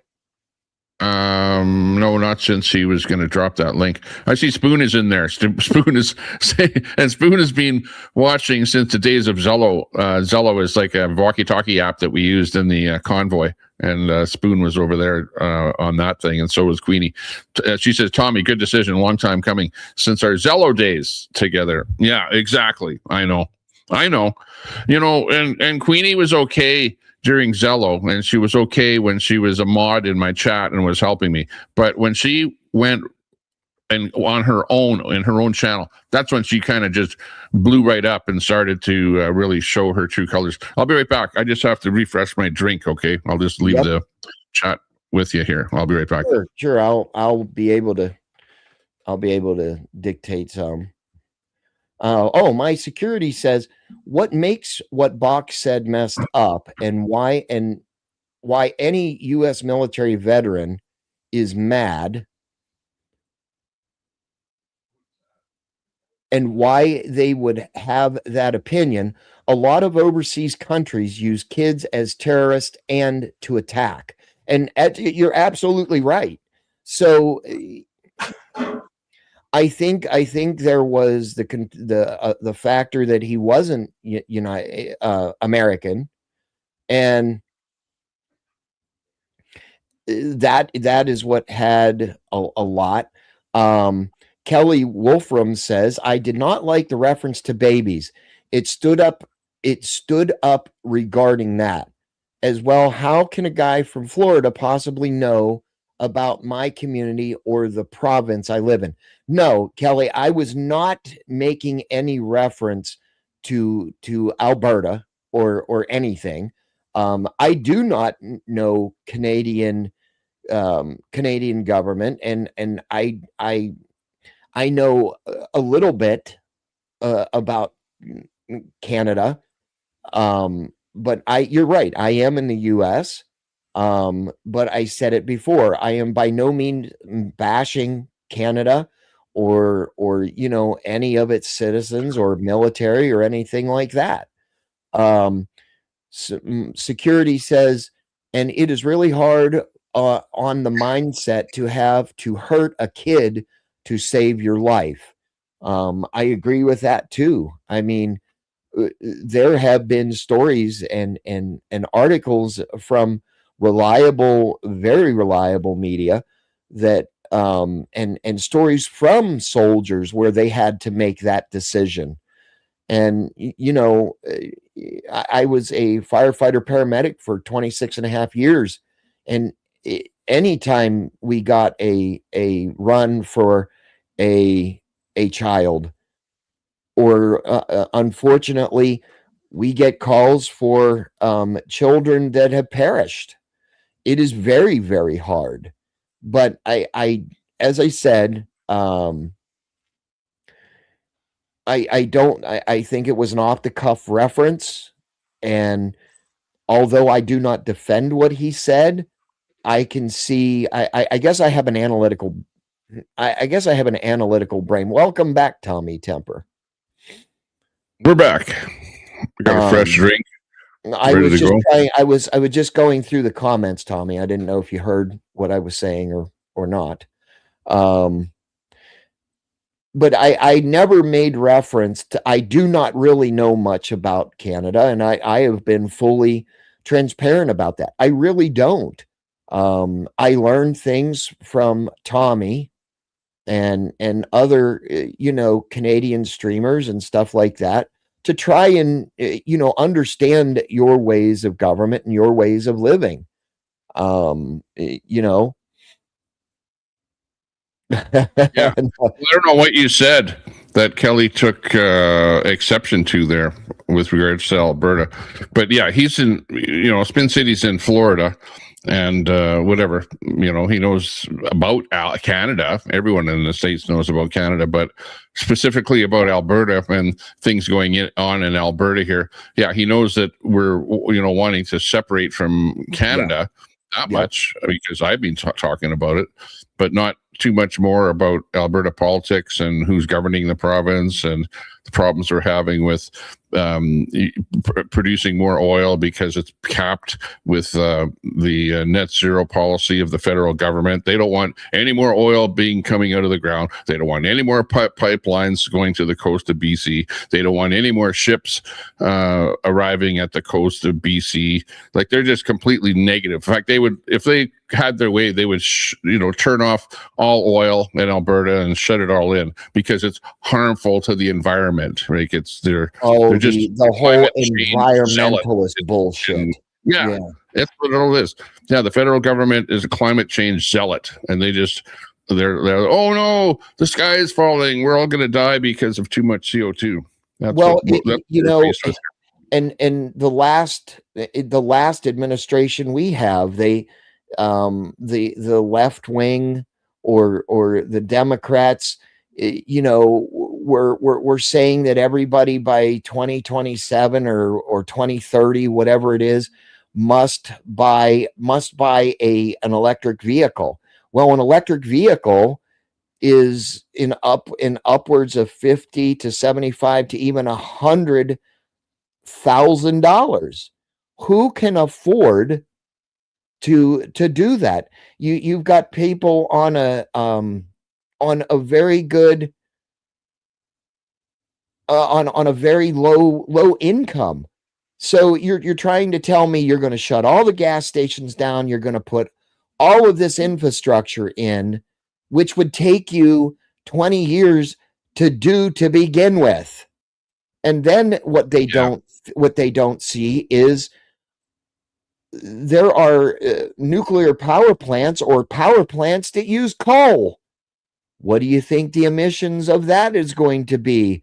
And then all of the China is infrastructure. going all electric with their cars because they've got they're building coal plants every month. They're adding a new one to their system.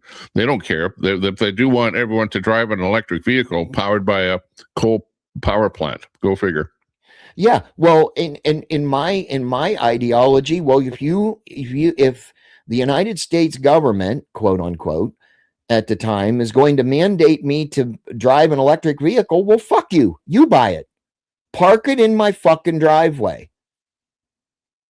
But I guarantee you I would still drive my Dodge Ram.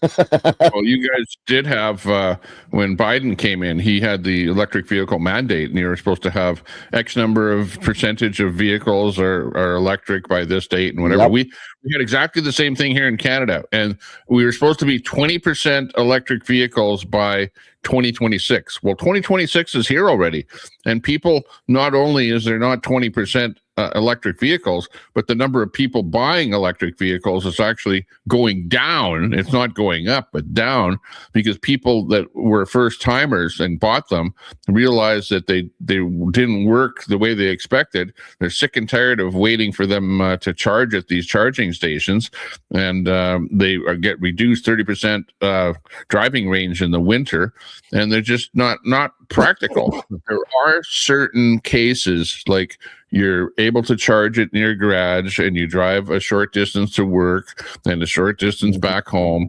Okay, they work for something like that. But otherwise, where I am, I'm always driving, like a long ways, like a couple hundred miles from one spot to another, no charging station. And then I'm expected to get back home with no chargers. It just doesn't work up here. Well, and you know what? I think someone asked me a question. Have I ever lived in the cold? Is that what that says, Tommy? Yeah. Yes, I have. I am originally from the north. So yes. And yes, I do know about diesel, and it gels up and everything like that. And yes, I do know what 0 degrees is. I do know what minus temperatures are. I know exactly what snow is. It's that wet, heavy, or fluffy stuff that falls in certain months of the year.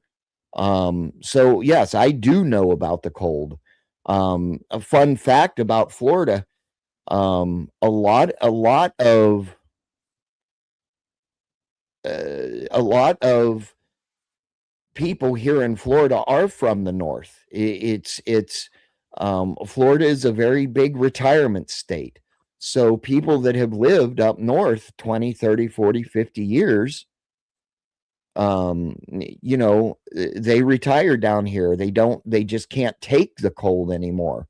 I have only been in Florida. I've only lived in Florida less than 5 years.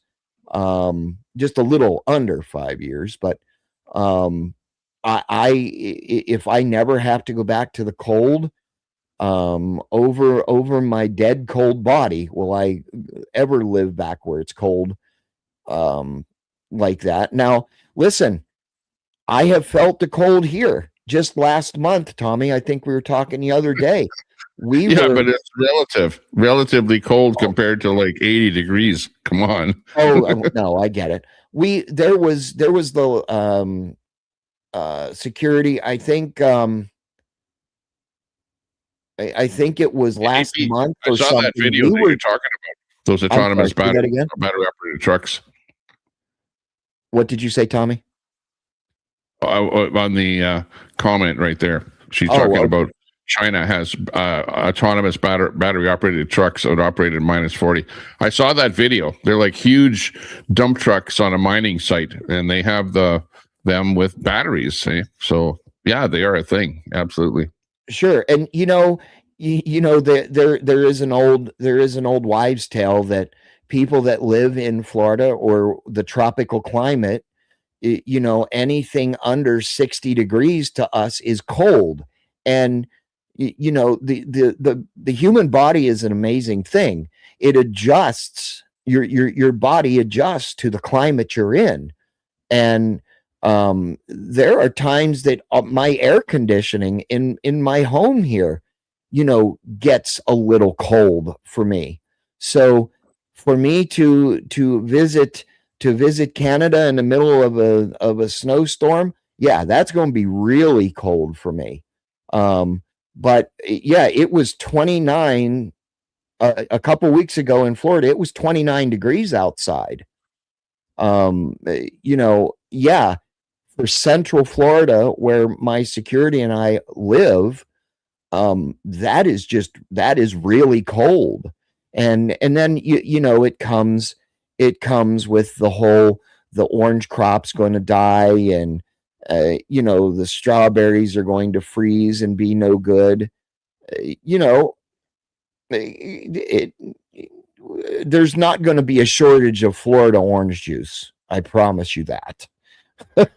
I can bet that.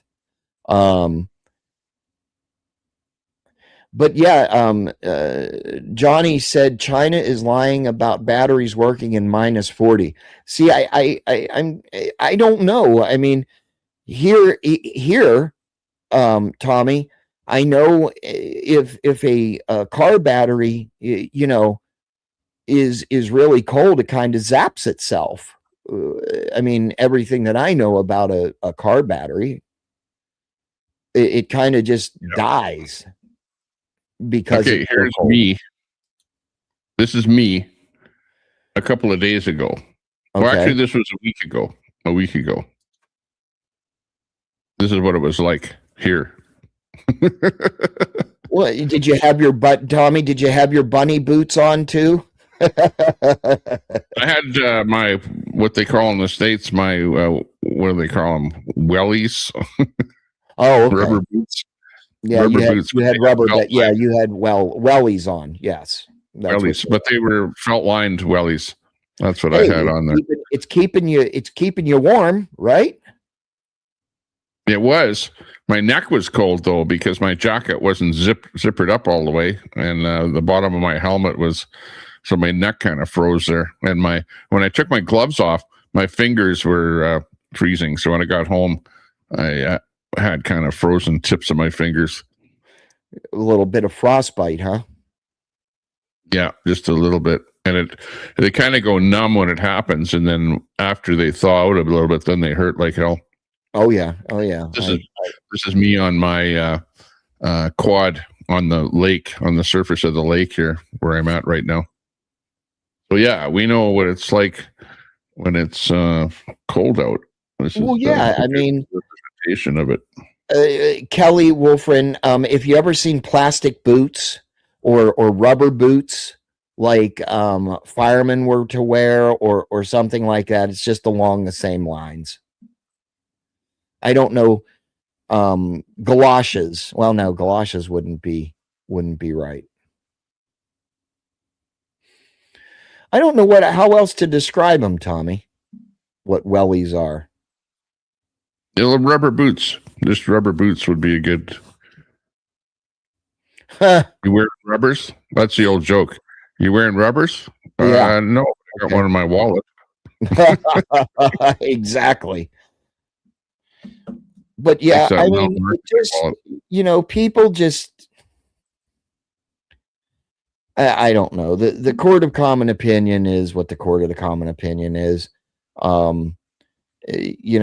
I've made mistakes, but hey, you live and you learn, and you just keep moving on. But yeah, Tommy, is your quad automatic? I do know that there are automatic quads, or is it a manual that you have to shift gears? No, it's automatic, and it has a kind of a clutch in it that, like if you just step a little bit on the gas, it doesn't move. You got to kind of push a little more on the gas, and then it starts moving. But it doesn't have gears. It's like you just put it into high, and it's in one gear, and the more that you rev, the faster that it goes. Or you can put it in low, like if you get stuck in a snowbank or something. Sure. And then you put it in reverse. It's got a turbo button for reverse, so it goes really slow in reverse, and then you push that button and it zooms up. Yeah, I have always any quad that I have had are what considered a manual shift. You've got a clutch, or you just slide the gear, if you will, like a tractor trailer. But yeah, I even a motorcycle. Do you ride motorcycles, Tommy? No, but I have 2 e-bikes. One of them is like a 4-inch balloon tire type bike, Okay. and the other one is like a off-road scooter, like an off-road motocross type e-bike. Sure. I've never ridden an e-bike. I've always wanted to try it, just to say I did it. But well, what I like about you're allowed to ride quads on the road up there. It's the same thing as a motorcycle, but you don't have to have insurance. You don't have to have a license plate, and you can drive them on the sidewalk. You can drive them on a bike path. You can drive them everywhere. Whereas a motorcycle, got to have plate and insurance, and you can only drive on the road unless you go out somewhere in the bush somewhere like that. Right. So e-bikes are like way, way, way better. In a fun fact about Florida, as I said, Florida is pretty much a retirement state. You can drive a golf cart on the road. It must have a plate and be registered with the state, but as long as it has headlights and working tail lights and turn signals, you can ride a golf cart on the roads in Florida. I don't know about other states. I just know that it can be done here in Florida. Well, if you look here, I'm not on the lake right now. I'm actually driving on the road, on the street right here, because you can see the buildings beside me and the street lights and stuff like that. But here, they limit vehicles like I'm on to December 1st till the end of March.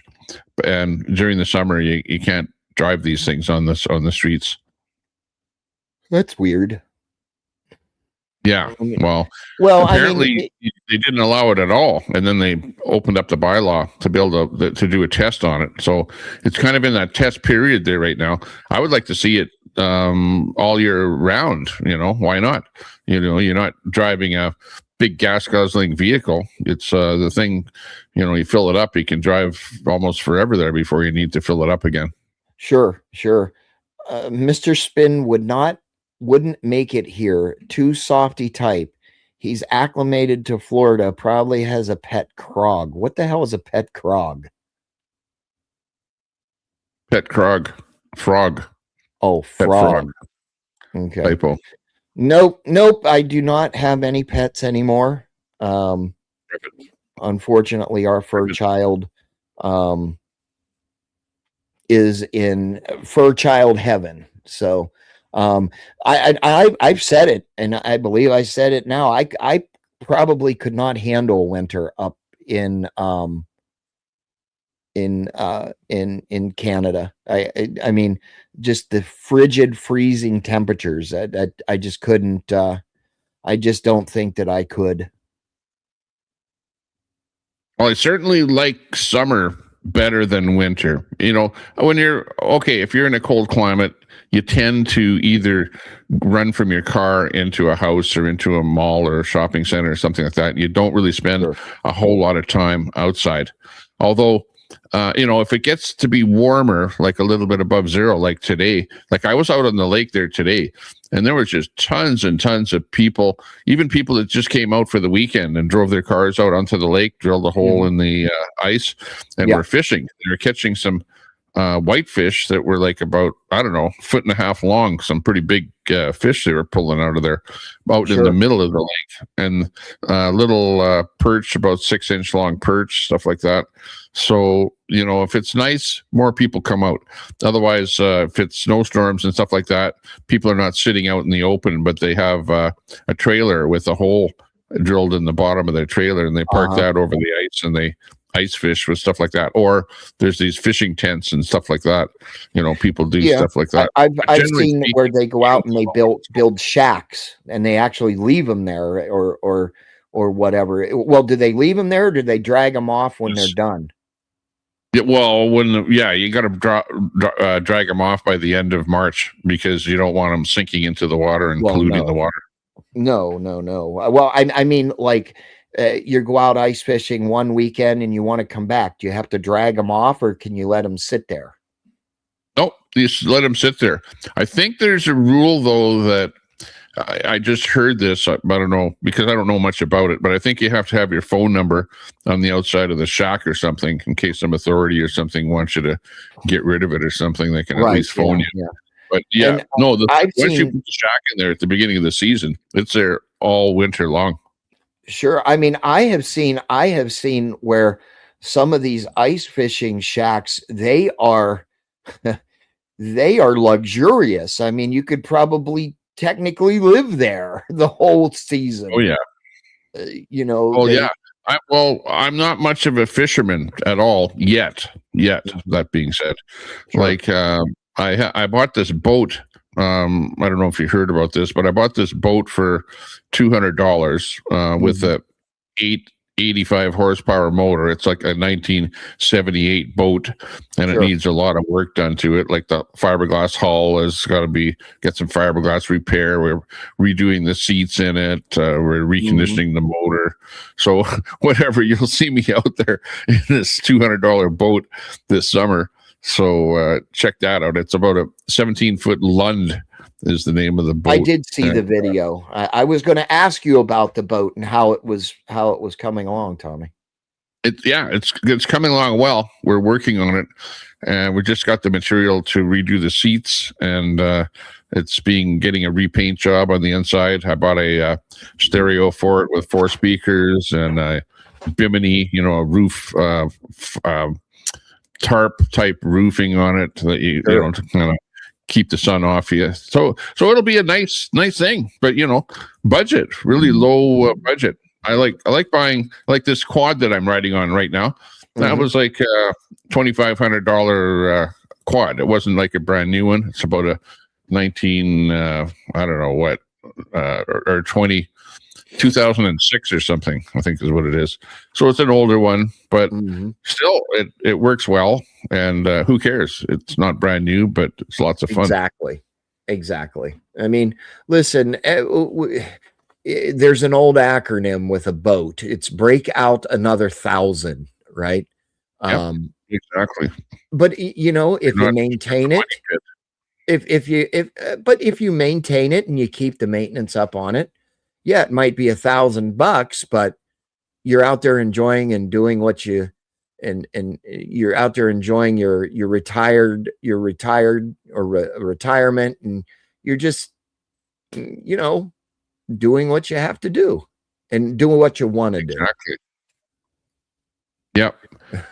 Nub says it'll be the Titanic #2.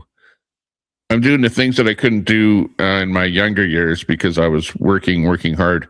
But now that I have the time to do some stuff like this, and I'm at a location where when you're living, like really, really close to the lake, then you can do lake kind of stuff, like here where I parked this in my garage and I just pull it out and drive right onto the lake there pretty much. Sure.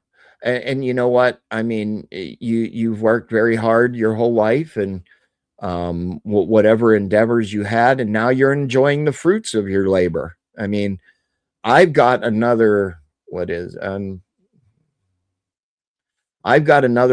according to the United States government now, I have to work another 20 years. And, God willing, I make it there. Yeah. Are you going to let us name it, Tommy? My boat so far is the name of my boat is Gilligan so far. Gilligan? Oh, okay. Yeah. Nubs says Titanic #2. I don't know if it'll float. We'll see if it'll float, Might have to bring a bailing can with us or something. extra flotation devices. Exactly. Yeah. To put the boat on a float. How's that? Yeah. Like I've been on other people's boats, that have like really like $100,000 boats and stuff like that. And like lots of fun sailing around and whatever, doing stuff. So, this is not luxurious type stuff, but heck, just enough to get the family and I out there, or a couple of friends come over, whatever. It's got that front, where you can lift the glass up on the windshield and then walk through to the front of the boat. So it's got seating for about 4 people in the front, and then maybe another 4 people in the back of the boat. So it's actually pretty cool. So Tommy, I got to ask you a question, and I asked somebody else, and obviously that kind of went south. What does it take for a Canadian to come into the US? Now a passport. It used to be that you could get into the States with just your driver's license. Now you need a passport. And when you come in, they'll take your photograph. So you have to kind of register with a photo for whatever ID, whatever, if you do anything wrong when you're there. And also, if you have done anything wrong and you've got any kind of a criminal like theft or drugs, that you're being caught with drugs or whatever, and you have something like that against you, then you may not be let into the States. Really? Okay, because I don't know. I have never been out of, in my 47 years, I've only been to the duty-free side of Canada, off of New York. I've never actually been in Canada, so or spent any time in Canada. Have you been to the States, Tommy? I mean, yeah, I've been to Las Vegas. I drove down to Las Vegas once. I went down to as far as San Diego, all the way up through California, in that area. And then I've flown into Florida, Miami. I've been into like Boston, out on the East Coast, like various cities, Minneapolis, Minnesota, kind of, because of business and stuff like that, with jobs that I was involved with in the past, where you'd go into some location for some head office training or whatever. Or I went down to the British Virgin Islands, and I know that we had to transfer planes in Miami to get down there, to get onto a smaller plane to get down there. And then we leased a yacht, and we were on that yacht for like 2 weeks down in the Virgin Islands. So that was a lot of fun. Oh, that would be cool. I mean, I've been to the Florida Keys. I've been, different places.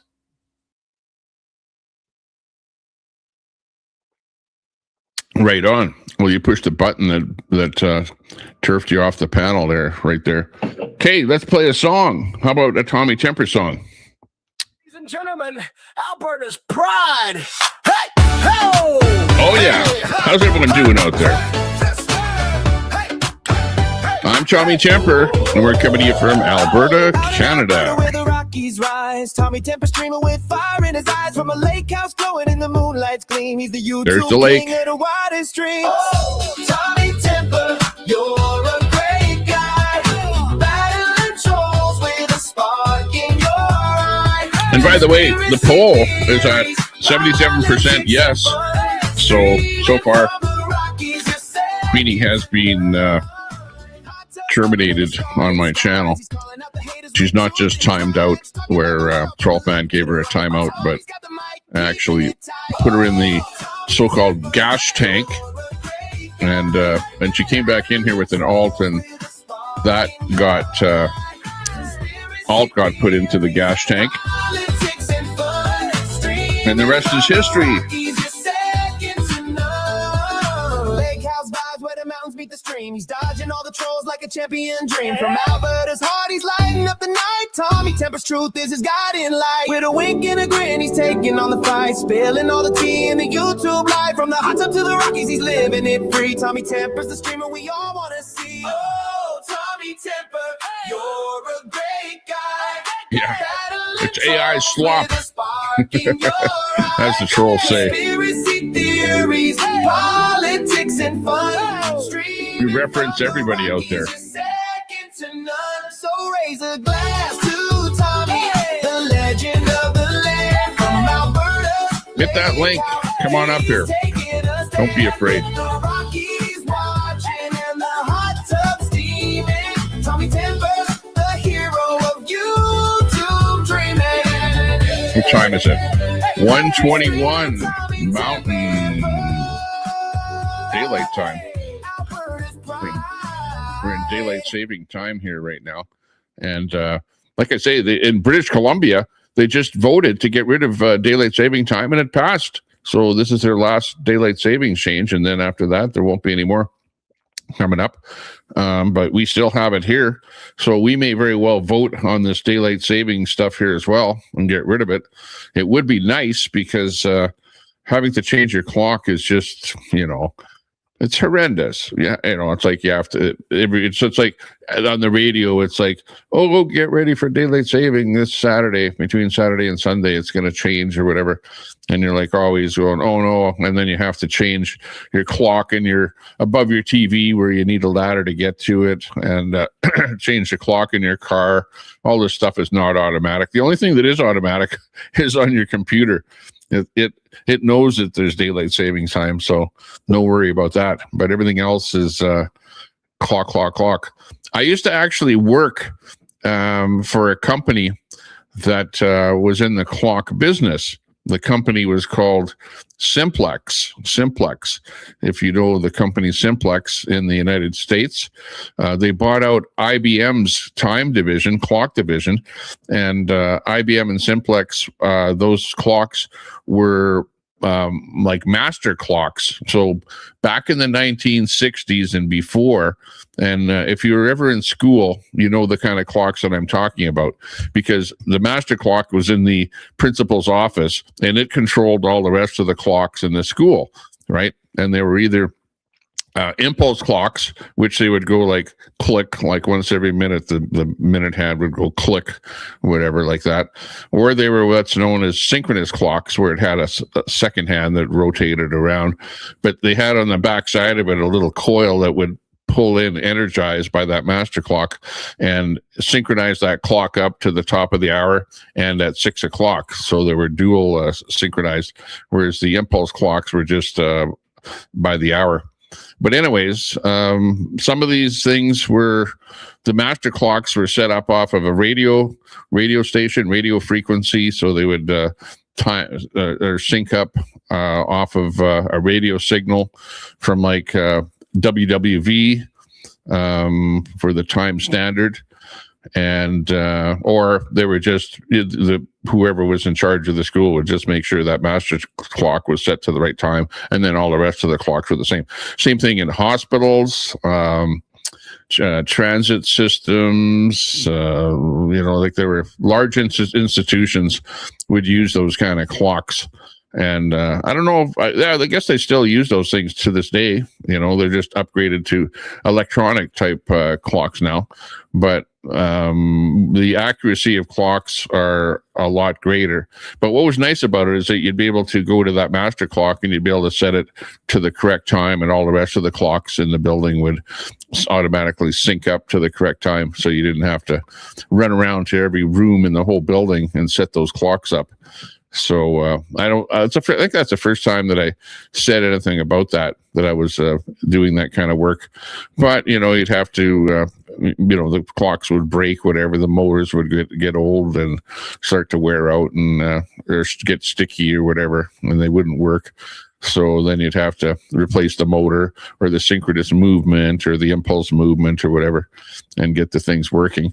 But it was a big industry, and that company made a hell of a lot of money for daylight savings time, because every time, twice a year, you'd have to go out to all these different places and reset the time on that master clock, because whoever was there didn't know how to do it, even though, you kind of go like this with your finger in the hand and turn it around, or push a button and impulse it forward or whatever. And there were some clocks that were like on the top of a post office or something like that, like just a huge clock that was controlled by a master clock down below. And once in a while, the big giant one up on top would mess up or whatever, and you'd have to climb up there and deal with the huge movement on that thing. And there's a few of those in Edmonton that I would have to go to. Mind you, they tore the main post office down. Main post office had one of those clocks, a huge one. But yeah, it was very, very interesting. Good job. Meet people, go to lots of different places. They were also involved in punch clocks as well. So like I had to go to like any business that had a punch clock, and that was like tons and tons and tons of businesses. So I would go to the business, and so I got a chance to check out a lot of different businesses because of the fact that I had to service those punch clocks, because eventually something would go wrong, the motor would burn out or seize up or something like that, or something else would go wrong, some screws would go loose or whatever. And yeah, that's where I had a chance to get to know what it's like to work with unions, because I was a non-union worker, working for this clock company. So, and also I got involved in other stuff as well, like not only clocks, but also emergency light systems and security systems and fire alarm systems, and, things that were, let's say, technical electronic things that were in buildings, in high-rise buildings, in hospitals and universities, schools, all kind of stuff like that. But I can remember going to a post office, and the post office is union, and I had to replace a punch clock right on the wall, and it was a clock that was mounted on a wooden piece of plywood on the wall, and it was hardwired into the power. Okay. And so I get there, and it would have taken me about an hour to take this old one off the wall, right, and to mount a plate onto the plywood and to hardwire it into the 110 volts that's down below. But when you get there, it's like, oh no, this is union. This is a union site here. You can't bolt that thing to the wood plywood. Well, we got to get somebody in here that's a woodworker from the woodworking union.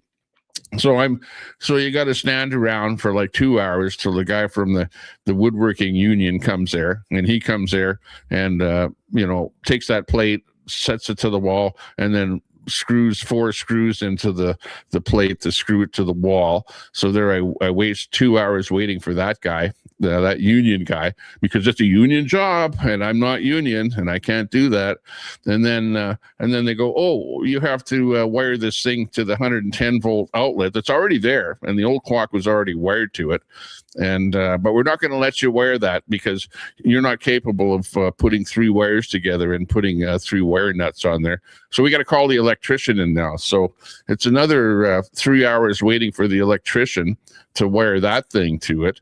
And basically what I'm saying is that when you go to a union job, instead of you doing the job and it taking 1 hour to do and get all, mounted and wired up and operational, it's like 8 hours. It's like the whole day is shot waiting for the union guys to show up and to do 2 bits worth of work on the thing. So that's why I never really had a good opinion of working with unions. And same thing on big, huge sites like pulp mills and stuff like that that were union as well. It was like, I used to work on stuff that was electronic boards, like circuit boards, and they go, oh no, you have to get an electrician there to tweak, and I got the oscilloscope set up and connected up to the board, and you need like a really fine screwdriver to turn pots and whatever on the board. And they go, no, you can't do that. You can't have a screwdriver in your hand. You have to have the electrician. Meanwhile, the electrician's got a big giant screwdriver. And there's no way that he can tweak some little potentiometer on the board But it's like, no, you can't do that. You're taking food off our plate if you do that, you know. And I'm going, look, I'm the guy that knows what's going on. I'm the guy that's setting up the oscilloscope. I'm the guy that has the tools to be able to work on this stuff. But yet you're saying that I can't do it because I'm not union, and you're going to, get a guy in here with a giant screwdriver that absolutely is not capable of tweaking any board, and he won't know what the hell he's doing. And you're yelling at me saying I'm taking food off of your plate, because I'm non-union. It's like, or even on those sites, it's like I arrived there in my vehicle and I've got a briefcase, a suitcase, and a few tools and that. It's like, no, you can't. Are you union? No, I'm not union. Okay, hang on. We got to get someone to carry your suitcase in. You can't carry your suitcase in on site. Oh, you got a battery that you're going to replace in that mega whatever pack or whatever. No, you can't carry a battery in there. We got to get somebody to carry the battery in there. And of course, it takes forever to get somebody there to help you with something. So like, again, something that takes like a minimal amount of time takes forever. And these guys waste so much time on these union sites. It's just unfreaking believable. No, it was a kind of a plastic case, like a tool case with a bunch of tools in it or something like that.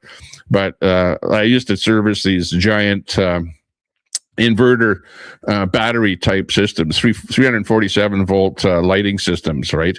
In they were what do you call them, sodium lighting in like pulp mills and stuff like that, so it's like just a ton of batteries all wired in series to give you 347 volts, and then a giant inverter to switch the whole thing over from DC to AC, and then giant switching on the thing that would be able to, and the boards were set up so that they would sync the inverter to the AC, so that when the power failed, it would be like instantaneous putting the battery packs onto the 347 in the building to keep those sodium vapor lights on. Because if you know anything about sodium vapor lights, if you switch the light switch off and then back on again on a sodium vapor light, it takes like damn near 5 minutes for that light to light back up again. So if you have a power failure in a big plant, you don't want the lighting to fail. So you want these giant 347 power pack inverter systems to like automatically switch over and turn on and keep those lights operational. So anyways, that's kind of stuff that I used to do for that was like for a company that was big into lighting, and we were like doing a subcontract to that company to do that up in our area here of Alberta. So like my area was from Edmonton up to the North Pole.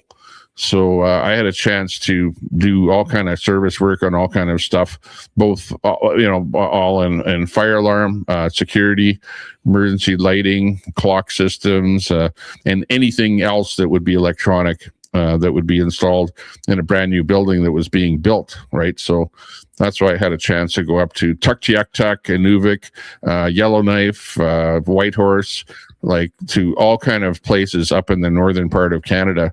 And it was great. It was good. It really gave me a chance. It was an eye-opening type of a job that gave me a chance to see what it was like up in the northern parts of Canada, up where 12 Man lives, up in Alaska, kind of like, being up there. In fact, I've been up to Alaska on a holiday, up to Whitehorse, and in the gold mining areas there north of Whitehorse, Dawson City, the famous the Klondike River, places where there's lots of big gold up there.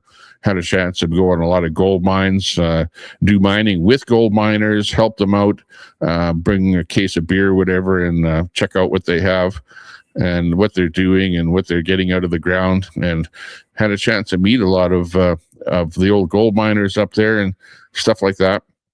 And it was a lot of fun. I did a lot of fun things in my life. And now we're down here having fun down in Sylvan Lake.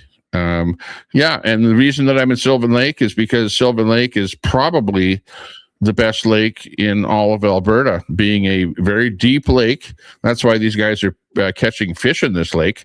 You've got whitefish, you got perch, you got lots of other kind of fish, and there's some kind of a eel that lives really, because it's such a deep lake, these eel live really deep into the lake there. And I wish I would have seen which guy caught one of these eel, but the guy said, oh, that was such an ugly looking fish. So I never did see it, but I know that there's some kind of a weird eel or something that lives in this lake. Whereas if you look at topos of all of the lakes in Alberta, at least, you know, I didn't want to go too far north. I didn't even want to go north of Edmonton, but south of Edmonton, Sylvan Lake is probably the best lake that there is as far as being a deep lake. And if you don't have a deep lake, when you look on the topo maps, you see they look kind of yellow or greenish, whatever. They have a lot more problems with the green algae and stuff like that. Whereas Sylvan Lake doesn't. Well, it probably does at some time, but I never saw it last summer when I was here. No, I didn't see any green algae or anything like that, just because it's a deep lake. So, and you have a lot more varieties of fish on a deeper lake. So that's why I like it here. Yeah. So it's actually pretty good. Yeah, we got Rob in there. Yeah, good to see you, Rob. Nice to see you over on Fascist Book there. I see you. Yeah, good to see everyone in there. Well, it doesn't look like anyone wants to come up on the panel here. It's kind of a slow panel night here tonight, 1:37, and I can only talk so much here before I talk myself right out. So I don't know if anyone want to come up here. I dropped a link a little while ago. We have let's see, about 37 people watching on Facebook here. We've got more people watching on X, and probably about 11, 12 people watching over on X. And we've got some people watching on Facebook there as well.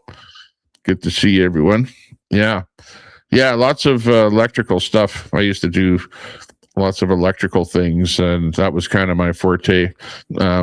Where I fixed an awful lot of things for electricians, put it that way. Although I'm not an electrician, never was an electrician. I was more of a electronic technician, but I never really had any formal schooling or school training in electronics. Everything that I knew, I learned myself from going to libraries. When I was a young kid, I would go to the library and I would read books on electronics and learn as much as I could from books, and the kind of textbooks and whatever that you'd probably read at your NATE or, technical type places.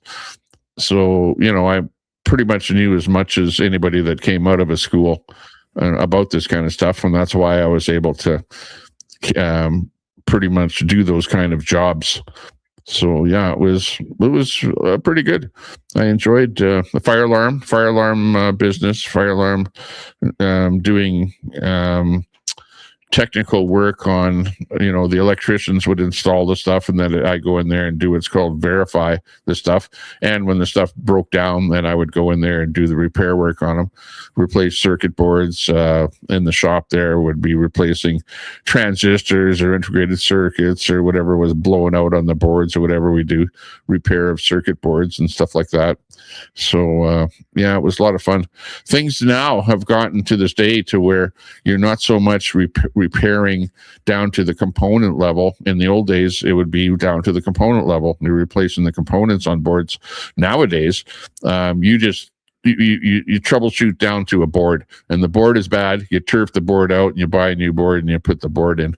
So electronics has kind of changed over the years, where you needed to know a lot more back then than you needed to know now. And everything has gotten more to be software based. And like I could tell you some horror stories about software-based stuff that you think that it's the greatest thing since sliced bread, but it's not, because electronics can go bad too. Look at how many times you have a bad circuit board in your car or something, where you've got to replace it. They go bad. It's the same thing with security systems or fire alarm systems, where boards go bad and things don't work. And for example, I remember having a job where we had a high-rise building in downtown Edmonton with a security system in it, and we had mag locks on the doors, right? Mag locks everywhere on the exterior perimeter of the building. And something messed up with the software in the computer system that was operating the security and all the mag lock doors in the building. And we get this phone call in the morning that somebody's there at like 7 o'clock in the morning, and his card key or his key fob or whatever, because it was, either card key fob, where you present your fob to the reader and nothing happens, and the door's mag locked. You can't get into the building. Nobody could get in the whole high-rise building. and it's all locked up because the security system board is screwed up or something, and it's like, you'd probably have to just reboot the computer or something like that. But it's like your home computer. It's no different. You know how your home computer will work good for a long time, and then all of a sudden it'll screw up on you, and you got to reboot it. Well, hey, when you start putting the same technology into fire alarms and security systems, you're just looking for trouble, because eventually at some point in time something's going to mess up on you, and then it's not going to work. So I'm kind of old school, where the stuff that was hardwired and didn't have software in it was, in my mind, way, way, way, way, way more reliable. It's like the same thing with automobiles. Look at how automobiles have changed, whereas the old automobile would have like something that you could deal with. It had a carburetor, and the distributor cap was about as much as the electronics were in an old car. The thing spins around and sends a spark to your spark plug, and no circuit boards, no BS in there to go wrong. And now these cars are just completely loaded with software and computers, and look at your Teslas, always continuously having to give it a software update, and it's connected to a server somewhere in who the hell knows where. And if the server goes down, and these guys have this problem with Teslas too, the server goes down in Texas or wherever it is, and the guys try to get into his car, and he's got the mobile app or something that needs to connect up to the server in Texas, and the server's down, and it goes from your phone to the server, from the server to your car, and if that link is somehow messed up, then you're not even opening up the door in your car. It's, and where they say they can take over your car and shut it off, with these Chinese cars and stuff like that are now coming into Canada here. Oh my God. It's like we're going to be under the guise and the thumb of some guy in China with some server in there. And how reliable is that going to be? Probably not very. And are they going to be able to shut our cars down so we can't use them? Yeah, absolutely. It's terrible how time has changed, and it's gotten to the point where you can't repair things yourself. Like a Tesla. Look at it. What the hell can you repair on a Tesla? Maybe you can replace the brake pads or something like that.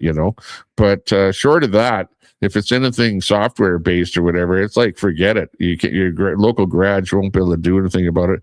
You got a problem with the battery. It's like, no, you can't replace one cell. One cell goes bad in your vehicle, and it's like you got to replace the whole battery pack. Once one cell goes on you, it's going to be like a $15,000 swap out of your complete battery pack or something. It's gotten ridiculous, and it's not getting any better either. And because you're almost, the government is, especially in Canada, the government is trying to force you into buying these EVs, And, that's why there's a lot of pushback on it. When you hear people in the chat, I own an EV and I'm happy with it. I love it. It's the best thing since sliced bread. Yeah. Well, you know what? You've got a garage, you got 220 outlet in it. You can plug it in and you only drive it, 10 blocks to work, and you don't have to plug in there. No problem. If you drove further, you'd have to plug in at work probably. Otherwise you're not getting home. And then you get home and you can plug it in again. You don't have to worry about the high cost of superchargers.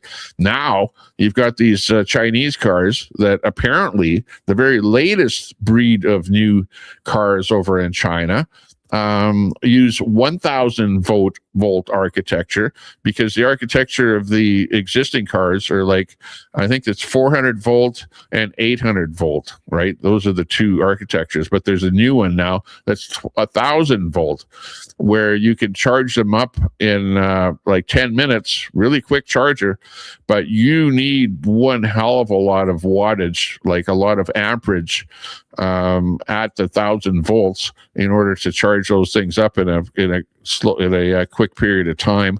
And of course, over in China, that's why they're building all of these coal-powered power plants. You got the coal plants all over the place, so you got tons and tons of power in order to power these things. Meanwhile, in North America, it's like, no, let's go net zero. Let's build windmills and solar panels and just barely be able to get by. But hey, everyone buy an electric vehicle, and we don't have enough places for you to charge. And even the charging stations that they have in North America are like 350 watt. Meanwhile, the new cars that China is bringing out are 1,000 volt, right? 1,000 volt cars. These ones here are only 350 watt charging at the max. And if you have like 4 cars wanting to charge at the same time on a 350 watt system, then you're divide by 4 on how many watts you're going to be getting into your car, and you're just waiting there forever. We don't have the technology, we don't have the power on the grid to be able to all buy these things. But yet in Canada, it's like, whoa, you have to buy an electric car. They had the mandate to 20% electric cars by January of 2026, and then the government had to back off of it because they knew damn well that we wouldn't be able to achieve that.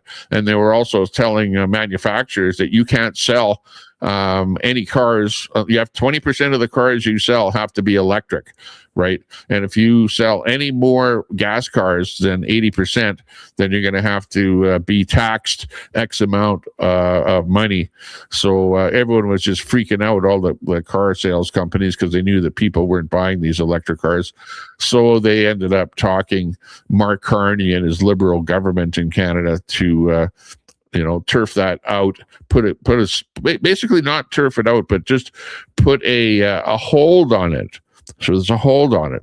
Eventually, we are going to have to be doing the electric car thing. Hang on, let me just turn this down just a hair, just so I can see that gauge going up and down here instead of being pinned all the way to the max. There, that's a little bit better. Let me have a drink here.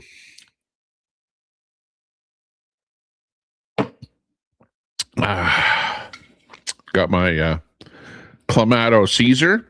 It's Saturday night. Too bad I'm not doing a music show here. Otherwise, I'd be playing a little bit of music. But I hate playing music because I get the frickin' copyright strikes on here. And I don't like that. I like to do a show where I don't have copyright music. And then what's great about that is then the ads that are being shown. Oh, I forgot to turn on monetization, coming to think about that. In order to get $2 from YouTube, I have to have monetization turned on. Hang on a second here. Let me just go in the background and turn this on. And what they do is they show ads through my stream here. So sorry about that if you're now going to get ads if you're watching, because I just turned on monetization there just now. Let me just look at it here. Go in the back here, monetization. And we want automatic ads. Okay, so if you're not paying for YouTube Premium, then which is, I don't know how much it is, $20 a month or something like that, which I pay for YouTube Premium, by the way. Studio. Okay, so but if you pay for YouTube Premium, then you don't get any ads at all. Or if you have an ad blocker, that's the other way, then you don't get any ads. So that's cool. Let's see who's live here right now. Let's see. Oh, video blocked. That's got nothing to do with live.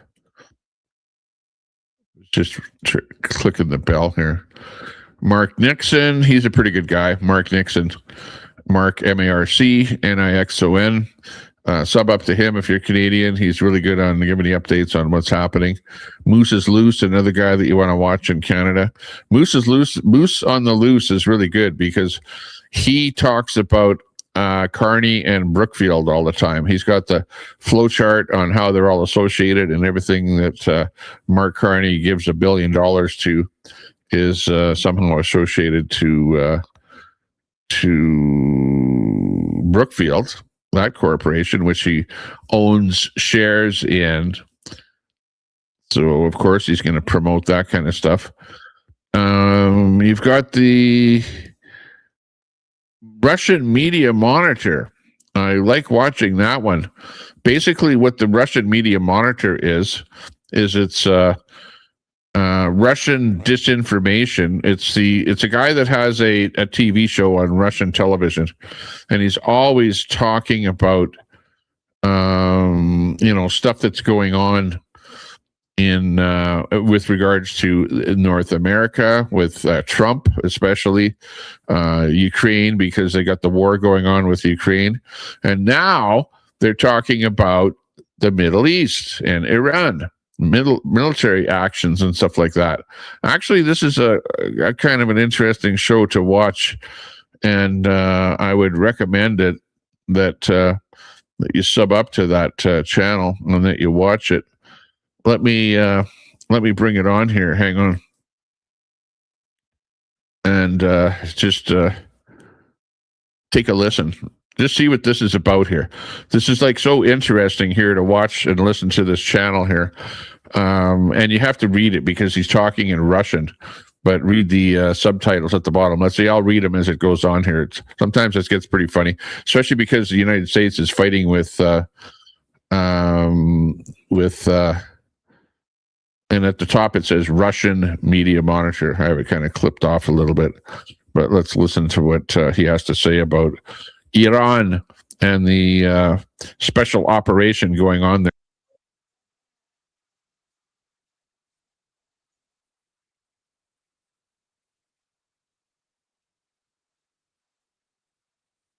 Okay, hang on a second here. Let me bring it up so that you can see the words here. Okay, let me bring it so we can see it right from the beginning. It's not very long clip here. I'll read it as it goes on. Military actions in the Middle East have been taking place for 7 days now. Who is winning this war? America or Iran? Remember, this is Russia. What is this? What has Trump done? It is epic fury or epic stupidity. Trump, who has promised not to start any wars, has started another war. After this, how can we negotiate with him about Ukraine? This is what we will discuss in detail today. In reality, it's unclear who is winning. Now, keep in mind that this is Russia, and you know that Russia hates the United States. Oh, you imperialist pigs! You're all pigs. Russia calls everyone a pig because then they can, blow away a pig because it's not a real human being, and that's kind of their line of thought is to call those people they don't like pigs, But yeah. Anyways, this is I haven't looked at this clip yet. This is brand new, just came out here. Courtesy of Russian Media Monitor is a channel that we're getting this from, who did the, what do you call it? The translation of it. But anyways, we'll go on with it here. It started on Saturday, right? It's been going on for 1 week now. Meanwhile, we can see that Iran is resisting. It is resisting quite successfully. And there is Trump statements. Iranians are calling. They're asking for negotiation. I think the Iranians made at least 20 statements by now that they didn't call and they didn't need the negotiation. Is Trump lying or not? I'd like to figure it out. Trump has his manner of speaking. First of all, in 2025, he had already destroyed everything. We remember it very well. Now, naturally, if he is doing something, it's always to the maximum. So if there was military negotiation, everything was being destroyed. Babylon, without a doubt. If everything was being destroyed, what are we witnessing when we see Iran strikes? Let's ask ourselves the main question. What is the goal of the United States after all? I will try to formulate my perspective. Go ahead, Nikolai, because everyone lacks understanding. As to what their goal is, including Trump, what are they doing? Let's imagine the following situation. Let's imagine you come up to a beehive, you put a stick into it, and the bees get very angry. Iran is angry. It has every right to be angry. What will the bees do after this? They will sting you and everyone near you. It is clear that their might is disproportionate. All of us grown-ups all understand that their might is disproportionate. But I don't see their victory. Well, they're already reporting it. How do you see it? For starters, we've seen extremely serious from a standpoint of substantive content. In the reporting from the White House and from the American politicians, they've really started to descend into slogans, like the latest meeting with preachers that laid their hands on Trump in the Oval Office and prayed for him. We've never seen anything like this before. Bottom line, with respect to the Middle East, Babylon, pardon, you mentioned preachers. Also add the following to this collection. We saw a statement by a retired or acting general who was talking about a crusade. We saw this. A crusade in the year 2026? What is currently happening? And what the American senators are saying demonstrate that they weren't ready for this kind of resistance from Iran. The U.S. Defense Ministry requested additional funds. Only now they've requested an increase in intelligence personnel. Let me remind you that the Pentagon, is a unifying structure, requests intelligence personnel from other agencies who work in the interest of the Central Command. Boom. They're even asking Zelensky for help. Oh my God. Why are you running in our mood rooting our mood right now? Right now, they're starting to turn to Plan B. Apparently, this Plan B they're working on is a ground operation. We don't see any objective monitoring of strikes of the S-300 long-range surface air missiles. We don't see any Su-35s being shot down or destroyed on the ground. Hang on. Hasn't the U.S. pretty much destroyed their Air Force, Iran's Air Force? Hasn't the U.S. pretty much destroyed the ships, the naval, all that? All they have left is what's on the ground. The ground forces, the missiles that are hidden in the hills and underground and stuff like that. Because all of them are underground. Hundreds of tunnels were dug into the mountains. Yeah, exactly. It is impossible to wipe them out. Babylon, yes, they're in the mountains. We see the footage of the mountain. A tunnel with a very powerful hermetic seal, 100 meters away from it. We see them destroy a launcher of Shahed drones, but they can't destroy an airlock or the mountains. They don't know how many drones are inside. They can keep doing it identically.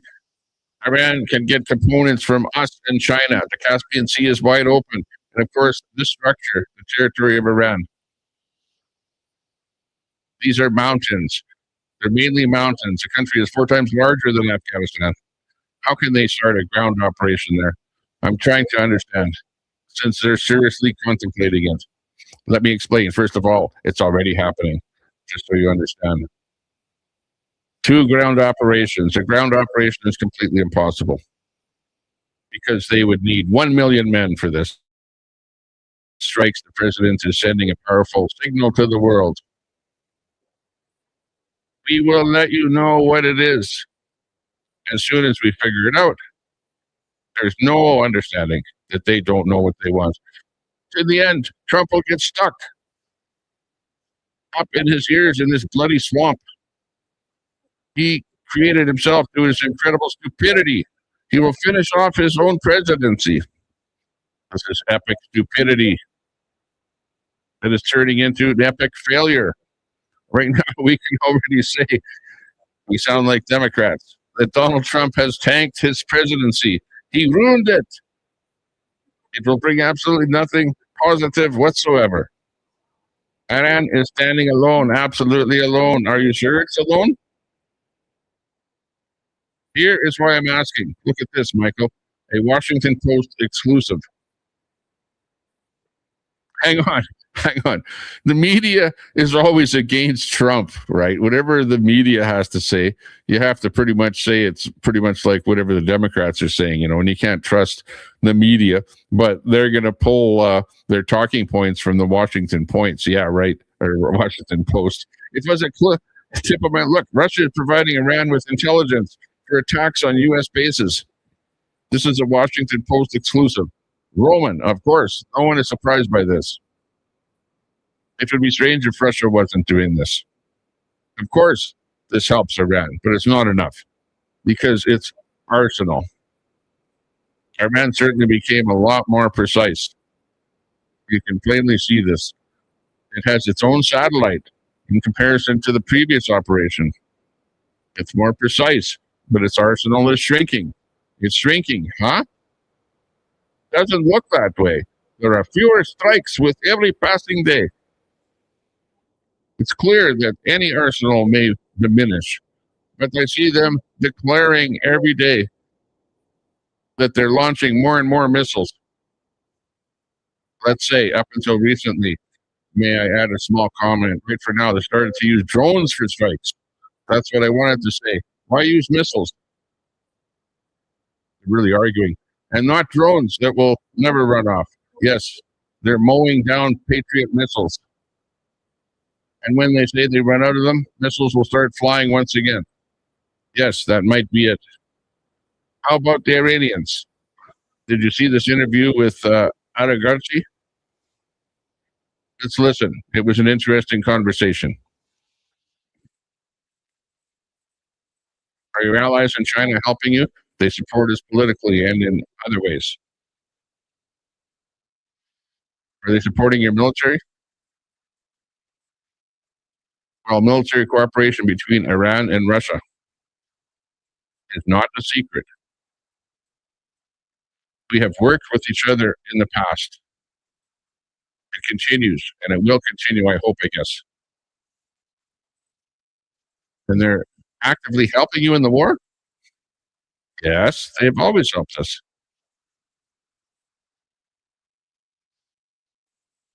Here are the results of a poll we conducted. Queenie Boot 75. The question was formulated as follows. How are we supposed to negotiate with the U.S. now? There is no point. Today they will talk, and tomorrow they will start a war. 51% voted for this. We'll talk once we get to Kiev. And 4% of those magical people who say, we should continue negotiations. Trump is the only one who can force Zelensky to bend. This is the deal. That's it, friends. Thank you all. Okay. So that is pretty much what I guess you could say Russia has to say. Not, I would have thought a little more rhetoric than I saw there, but they did call Trump stupid, if you notice that. And that broadcast goes to all of Russia. That's on their national TV. They have these guys doing this program. And all of Russia gets to view that on their national Russian television. So they really like bashing Trump calling him stupid and all kind of stuff like that, saying that he's not going to win the war. And, pretty much the same rhetoric as you see from the Democrats in the States, Mossad, you probably would have thought that would be interesting. BBC News for live updates. Yeah. But yeah, it is kind of interesting following this Russian media monitor. I like whenever a new one comes out, and it's like maybe once a week they come out with something, or twice a week. And I like watching those things because it's funny to see their view on the United States, and especially they've been talking a lot about Zelensky and the Ukraine war in the United States, and how Trump is, they go, oh, Trump is going to talk to Zelensky and get him to surrender, and this kind of stuff. And meanwhile, Trump doesn't do anything like that. And then the States end up giving Zelensky some more weapons or money or whatever. And they all get pissed off at it because they think that Trump is a supporter of Russia, and maybe Trump has some financial dealings with Russia, selling red ties or something to them, or some damn thing. I don't know. But honestly, the United States is not a friend of Russia, and Russia is getting missiles and all kind of stuff like that from Iran. Getting the drones. They were getting a lot of drones from Iran, but now they're pissed off because now that Trump has started a war, or a special operation with Iran. Now Iran is not sending those drones to Russia anymore, so they're pissed off. They're not getting those fancy drones that they're able to shoot out over to the Ukraine. So that's why they're ticked off, mostly, that they're not getting any support. And the other thing is that they're not supporting Iran at all. Iran has asked Russia for some help, and Russia is going, not going to help you. In fact, Russia is running out of money. They hardly have any money now. They're in financial trouble. They can barely support that, $1 billion a day or whatever they're spending on their war with the Ukraine. Meanwhile, you've got all of the other countries, almost, well, I shouldn't say all, other than North Korea, China, and Iran, right? You've got almost all the other countries, like all of Europe, Northern Europe, Canada, other countries in South America, all supporting Ukraine and sending money or military items and stuff like that. Even the States is sending them military stuff. And Ukraine is getting a lot of support from a lot of countries. And Iran has now stopped supporting or sending stuff over to Russia. So they're pissed off about that. And the stuff that China is selling them is junky stuff that doesn't work. North Korea, well, geez, even worse. They sent North Korean soldiers over to fight. The fact that they're so down and out, Russia, that they're actually getting soldiers from North Korea to come over to fight the Ukraine, and they're just basically being killed off. A whole bunch of them went over there, and they all got killed off. So I think that North Korea said, that's it, we're not sending any more soldiers over there. And they've resorted, it's funny watching the stuff from Russia with Ukraine. They've gotten to the point where they got e-bikes. They're riding e-bikes to the front line. They're riding electric bicycles to the front line. Bicycles. They're riding, what the hell else did I see? Horses. They're riding horses to the front line now, because they're just so low, so down to almost nothing. They're sending even, like old guys on crutches and stuff like that to the front line. Young kids, that are just out of school, whatever. They got the prisoners out of jail, where they said, "Hey, we'll let you out of jail if you go and fight on the front line." So they've just pretty much bastardized all of the fighting people in Russia, and right down to the bottom of the barrel there now. It's a shit show, and it's funnier than hell to watch. And all the Ukrainians are doing is they've got drones. They come in there with drones, and they're hitting people walking around on the ground with drones, just hitting and killing Russians like crazy all over the place. It's just unbelievable. And personally, I think that Russia is not doing well at all. And they're going to have to at some point go, you know what? We've stopped. We're going to stop this war. It's not worth it. We're losing too many people. It's costing us too much money. And it's going on forever. And Ukraine is bombing their petroleum, stuff like that, infrastructure, pipelines. They're hitting ships and stuff like that. Now you've got their fleet of ships that is being pretty much decimated, and they're not shipping oil out, so they're not making money off of their oil. The price of the Russian oil has gone down. Maybe it's gone up there now with what Trump has done there. But meanwhile, back to the Iranian thing. The Americans have taken out their naval, so they don't have any navy. Their air force and planes and stuff like that, that's all being destroyed right on the tarmac, on the runways, just exploded stuff all over the place. So they don't have any air force that's worth crap. So they're not able to get their SU Russian planes up in the air at all. So really all they have left is soldiers on the ground. And these things, like was referenced in this Russian Media Monitor bit here, they've got mountains, and they've got launching sites that are hidden in mountains. But every time they shoot a missile from a site, America sees where that's coming from, and then right away sends a big bomb over to bomb that location. So they're unable to shoot from that location. But Iran was smart enough to just literally put thousands and thousands of these missiles in hidden locations in mountains all over the place.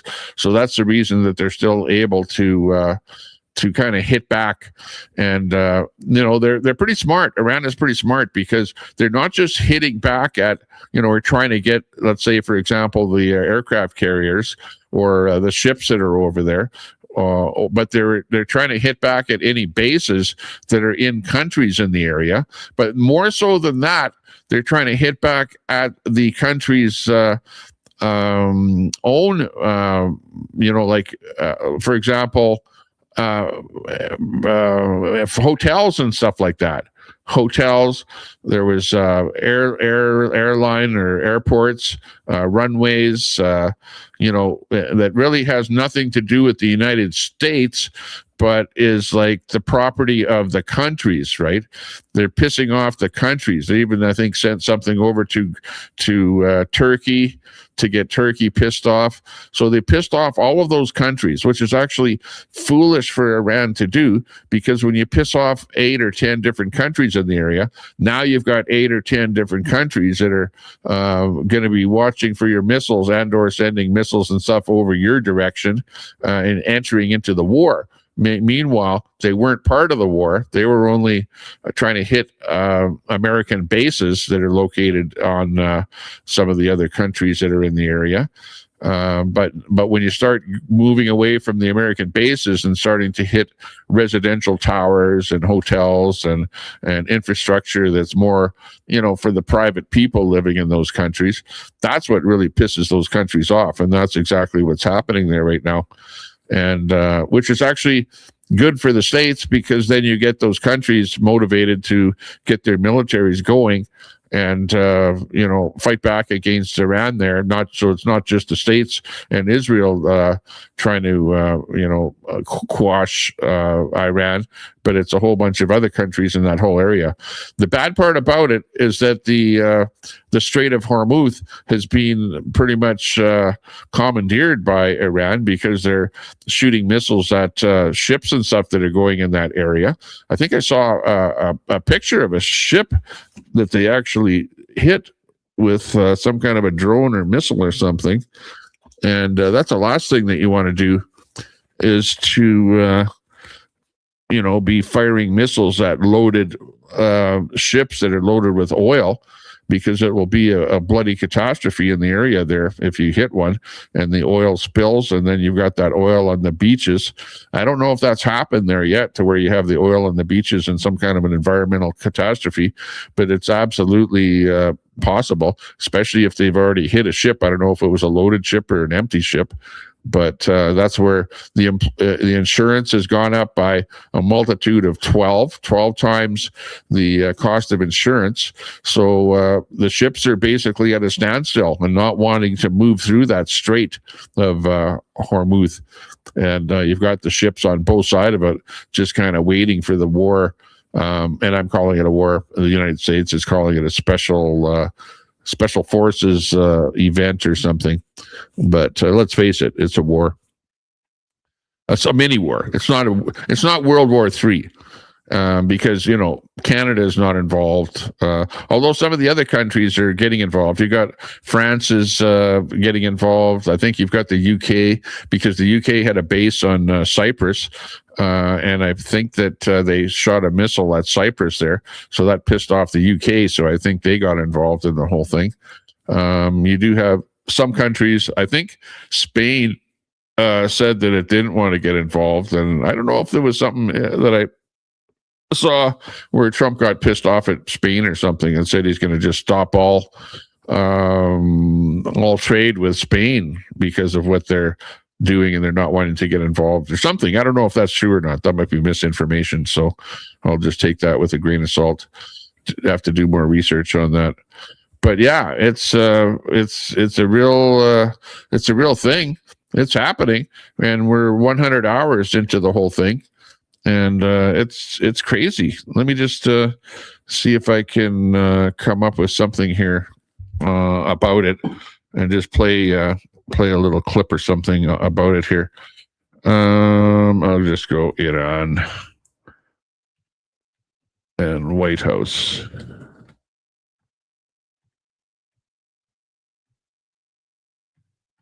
Stand by.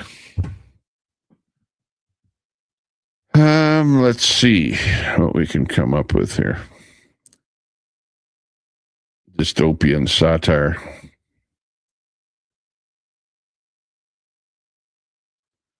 Yes, it is dystopian satire. Oh, let's bring up this clip here.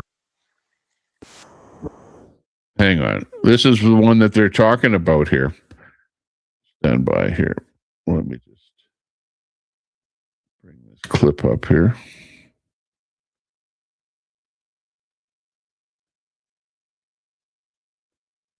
This is the clip that they were referencing, where prayer meet. This is a prayer meet for Trump organized in the White House as U.S.-Iran war rages in the Middle East. Let's check this clip out here.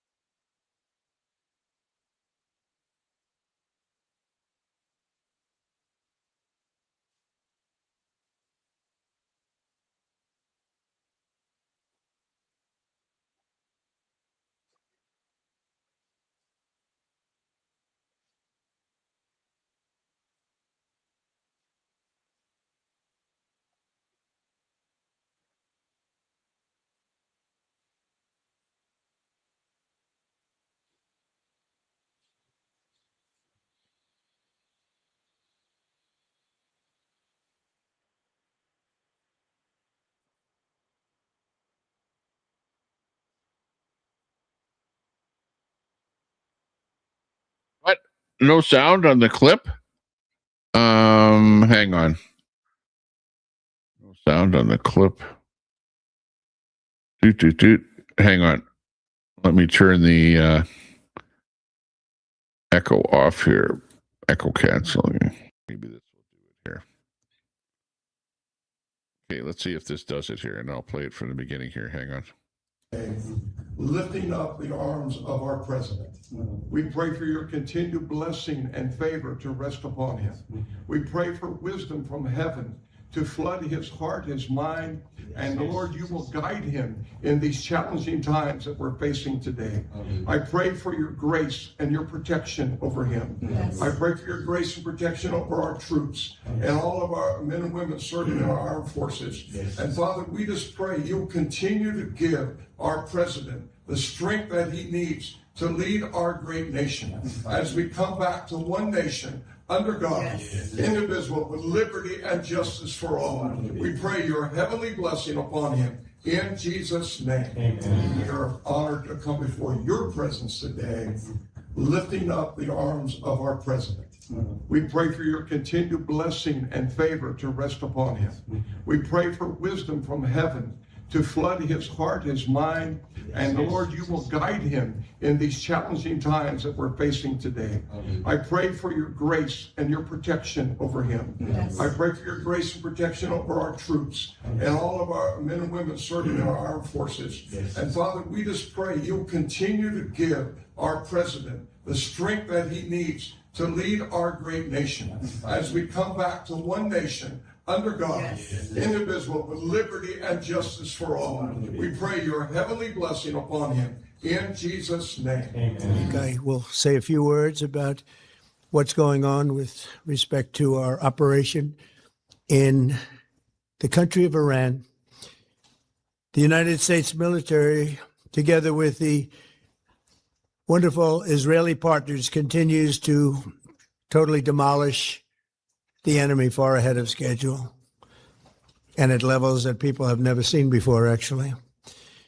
We're destroying more of Iran's missiles and drone capability every single hour, knocking them out like nobody thought was possible. As soon as they set off a missile, within 4 minutes, the launcher gets hit. They don't know what's happening. But we have the greatest military anywhere in the world. Their Navy is gone. 24 ships in 3 days. That's a lot of ships. Their anti-aircraft weapons are gone. So they have no air force. They have no air defense. All of their airplanes are gone. Their communications are gone. Missiles are gone. Launches are gone. About 60% and 64% respectively. Other than that, they're doing quite well. I said, what's left? But they're tough, and they want to fight. And they're calling, they're saying, how do we make a deal? I said, you're being a little bit late, and we want to fight now more than they do.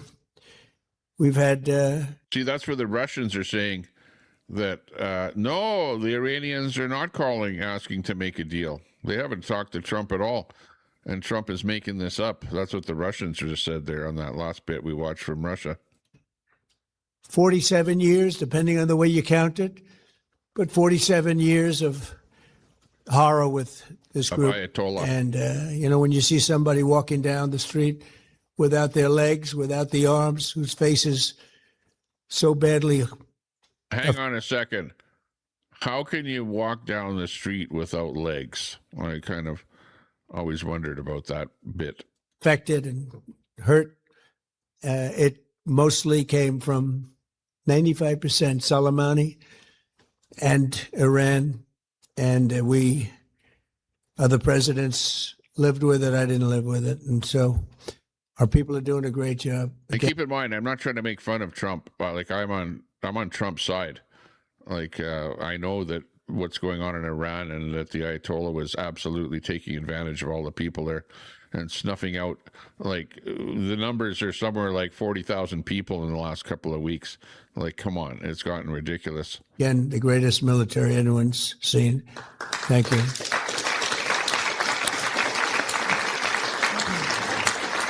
Thank you very much. And yesterday, my administration announced decisive action to help keep down the oil prices, including offering political risk insurance for tankers transiting into the Gulf, as you know, pretty dangerous territory. Further action to reduce pressure on oil is imminent, and the oil seems to have pretty much stabilized. We had it very low, but I had to take this little detour, if it's okay with everybody. Scott, it's okay with you? Scott's the one who has to put up with it. He said, "You have to do this now." I said, "I have to do it, Scott," right? But it's been very strong, and everybody, including Scott, everybody feels we had. Yeah, but the price of oil has shot up. The barrel of oil has shot up.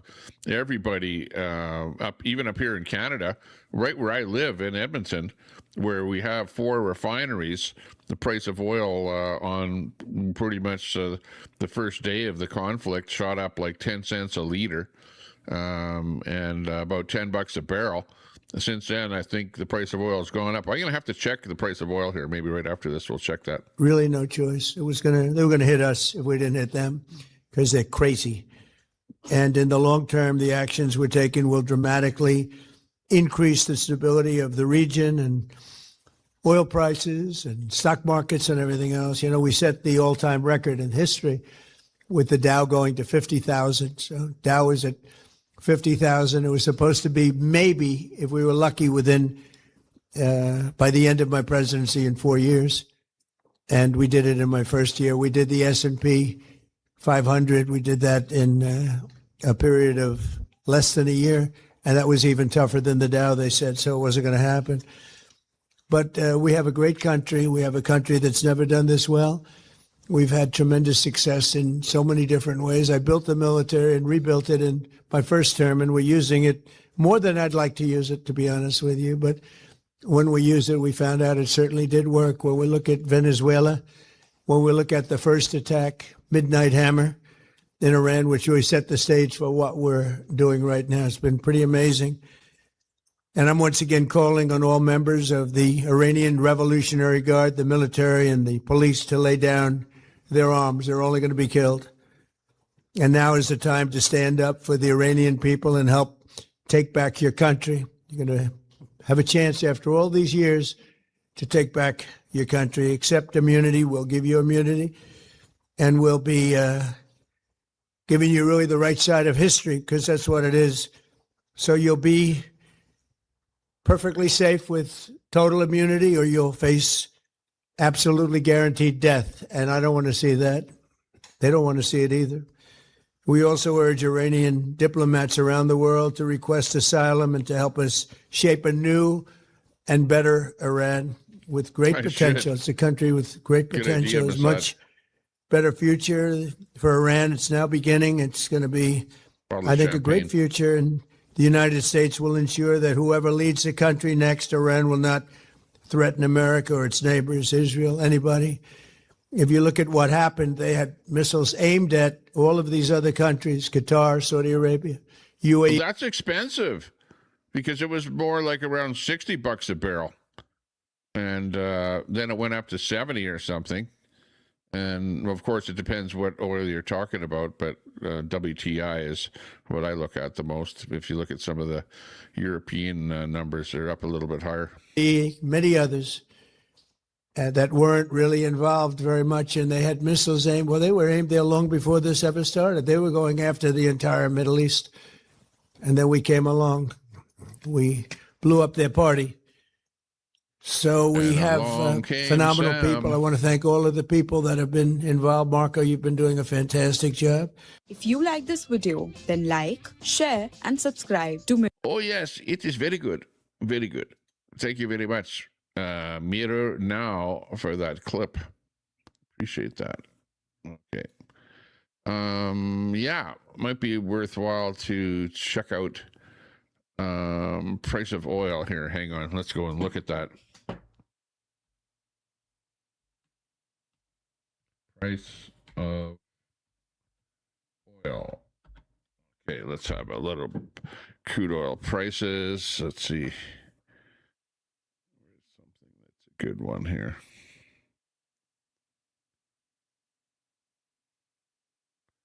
What is the price of oil? Oilprice.com. Here's where we have the numbers. And here's the numbers right here. Let me just lower that a bit so you can actually see it. There we go.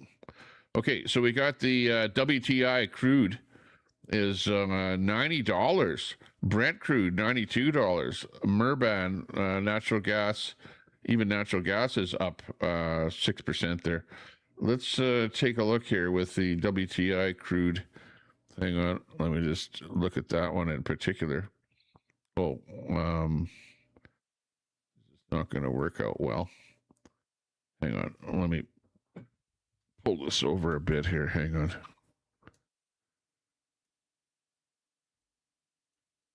In order to get to the graph, I want to get to the graph over here. I don't have it set up right here. Okay, here's the graph right here. And this is 1 week. Let's look at 1 month here.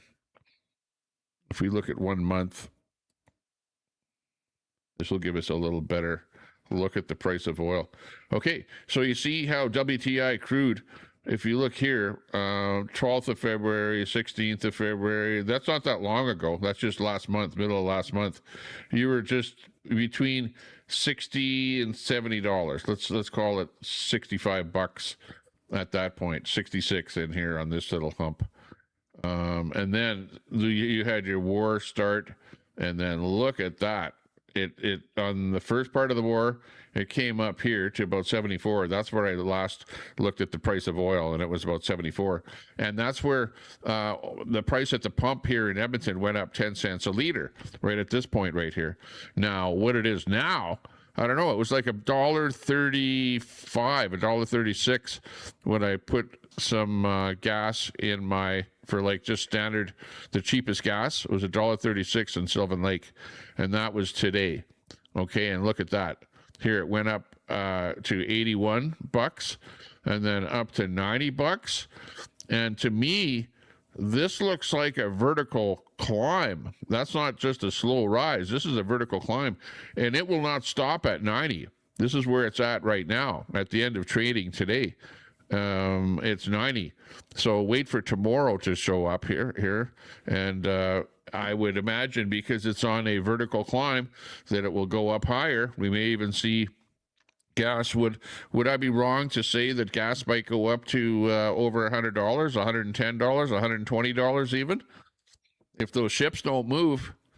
And Trump just said that he's got some kind of a special government insurance to, say, hey, here, we'll insure your ship.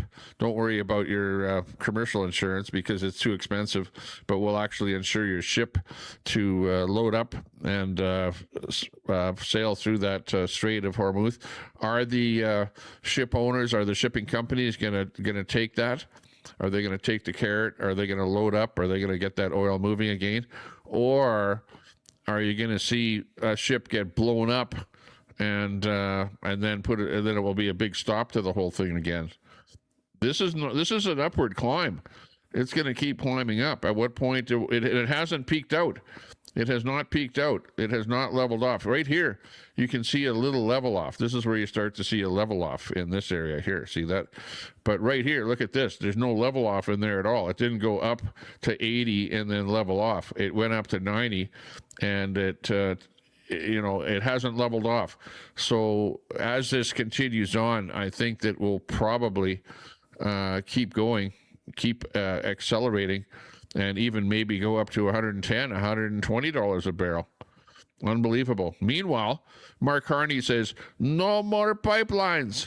Keep that oil in the ground. We want net zero. We want carbon clean oil, carbon neutral, carbon tax, everything to hell. Don't allow any tankers.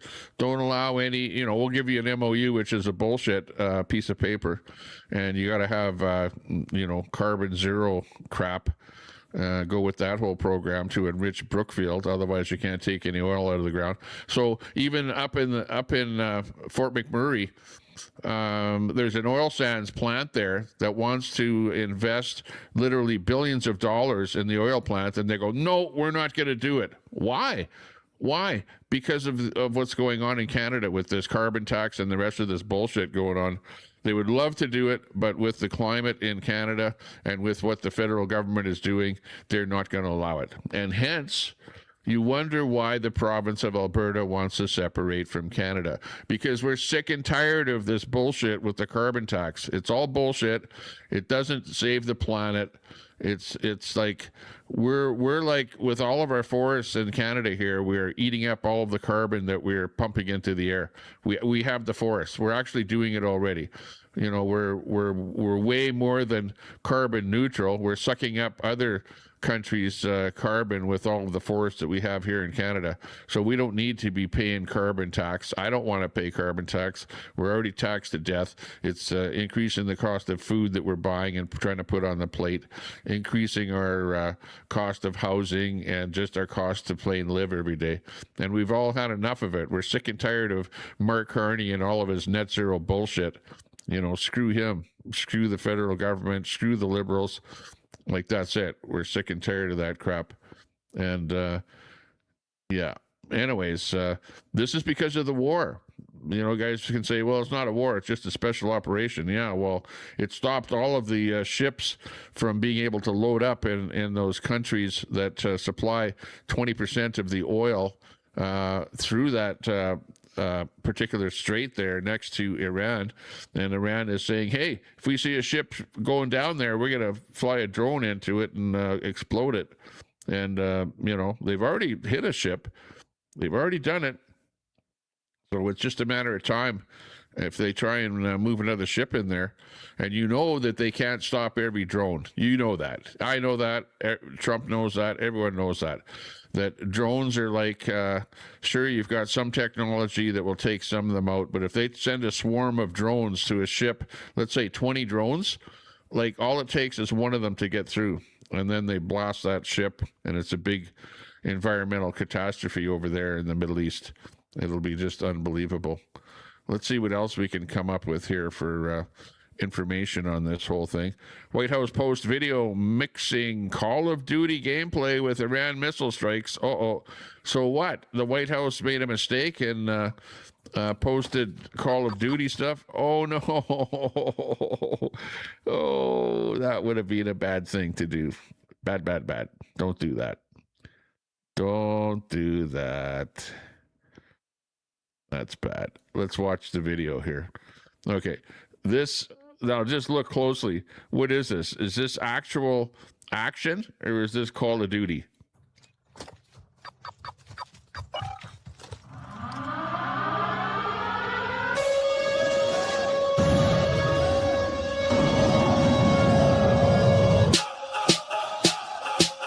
Hang on. That first part looked like Call of Duty to me. Like, come on. This is not a real soldier. This little bit right here is, that looked like Call of Duty. Like, come on.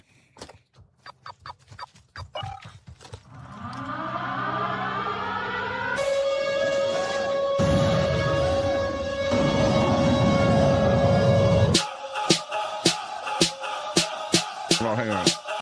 I don't want to get hit with a music copyright strike, so we'll watch this without the blurring movie. Like, some of this has got to be real. Like, this looks pretty real to me, that part of it there.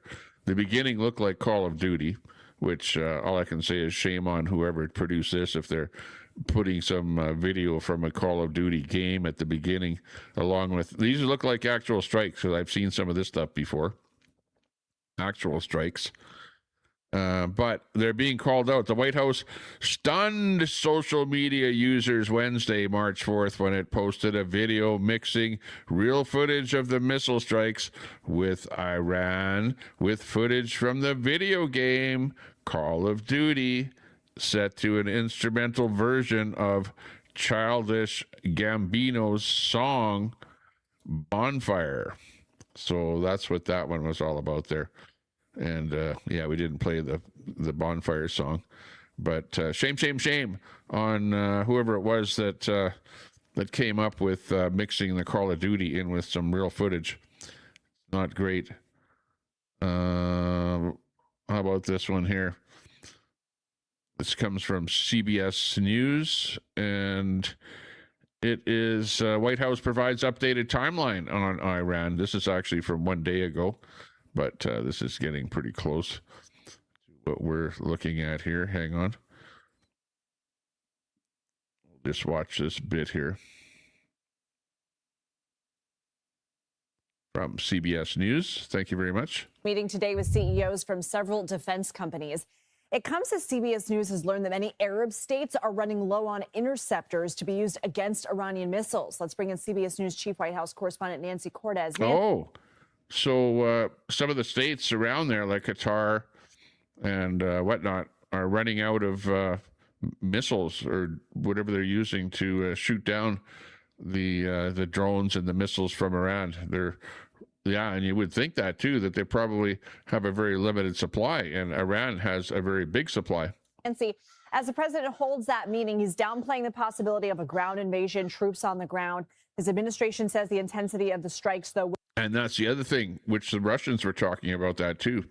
And now it's gotten to the point that, well, you've taken out their naval force, you've taken out their air force, and now it's like boots on the ground.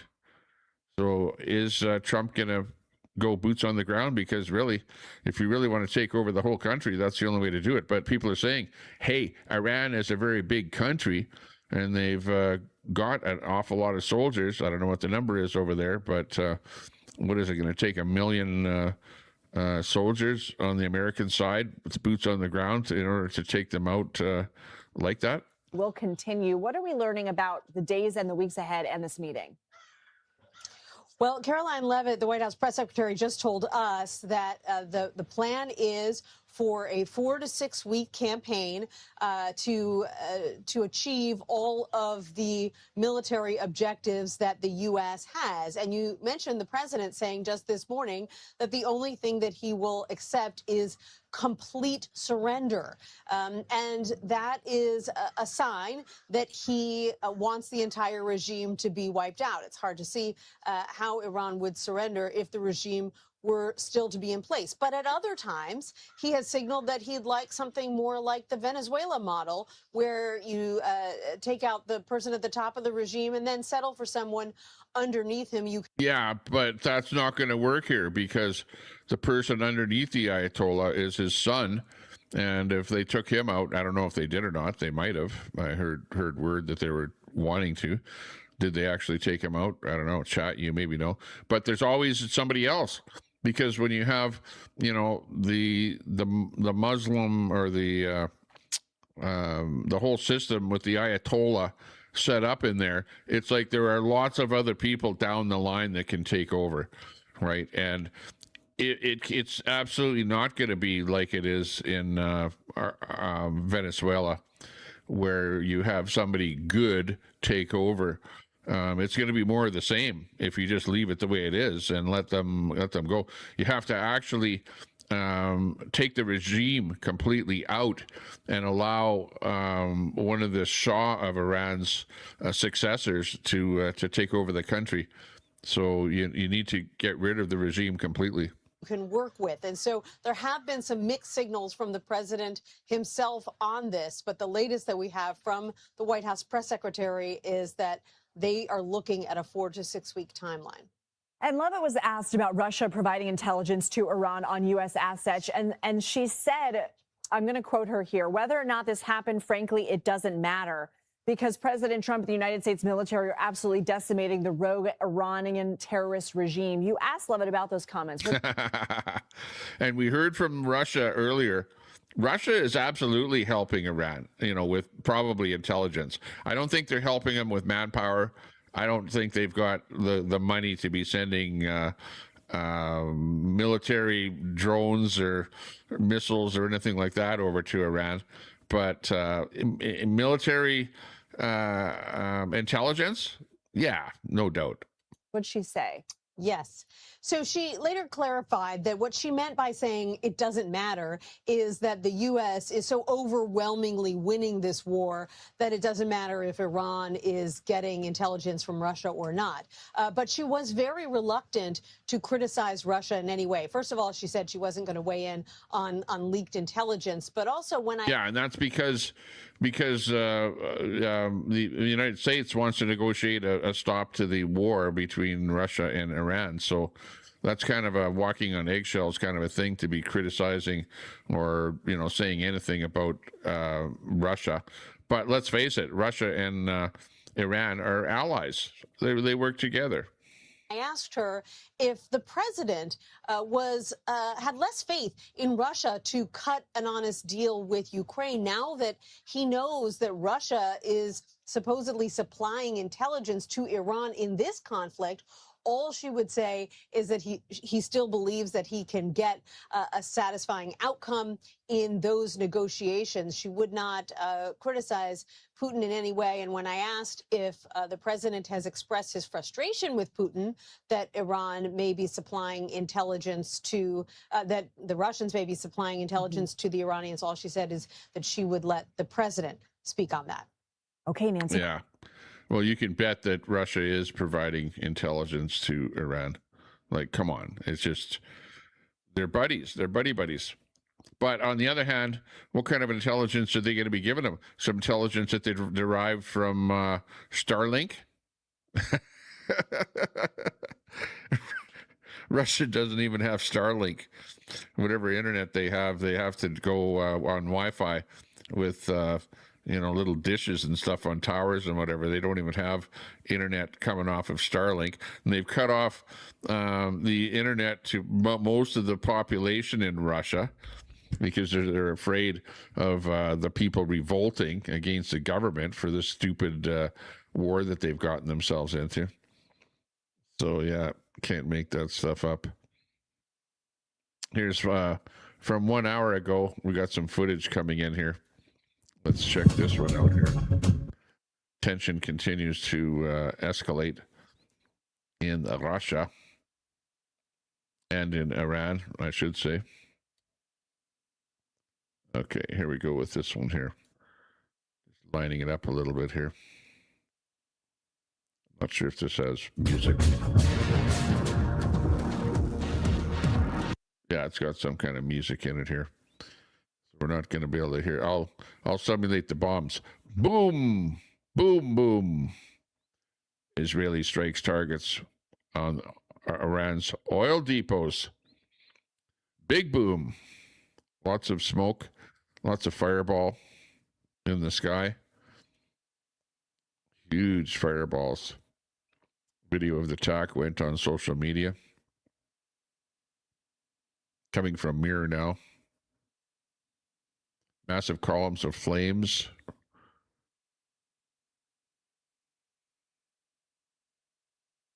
Rise. Shahran oil depot, northwestern Tehran. Tehran, the capital of Iran. Oil ministry confirmed attacks on 3 depots. So they're going to be short of gasoline if they're hitting refineries. Might be lineups at gas stations. Israeli military confirmed the strikes, said that the fuel shortage and energy complexes, there will be shortages, were being used by Iran's armed forces. I wonder how many refineries there are in Iran, in the whole country. Meanwhile, Iran's Revolutionary Guard Corps, which we haven't heard much about, launched a new wave of attacks on Israel in retaliation. Yeah, well, they're always shooting missiles at Israel. Let's listen to the... Oh, they still got music on here. Anyways, Netanyahu urged Iranians... Netanyahu said Israel was not trying to divide Iran. No, just bomb the hell out of them, pretty much. Okay. Anyways, that was that clip. Clippity clip clip. Let's see what else we got here.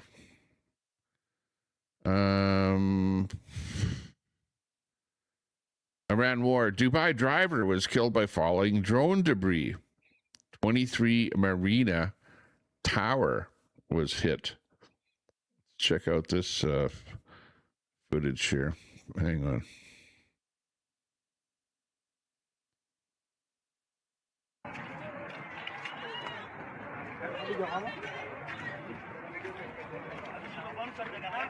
Coming in from Crux. Nakalapit na namugyot.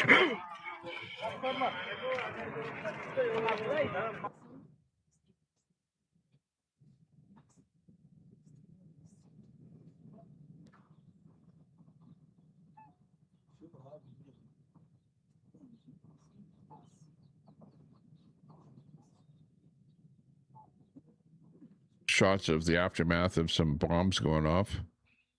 Not sure exactly where this video is from, but led to believe that it's Dubai.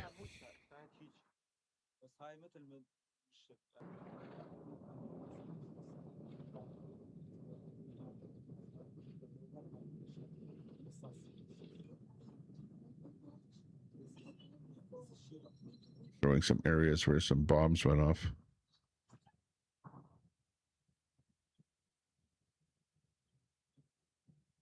Here's some really old buildings.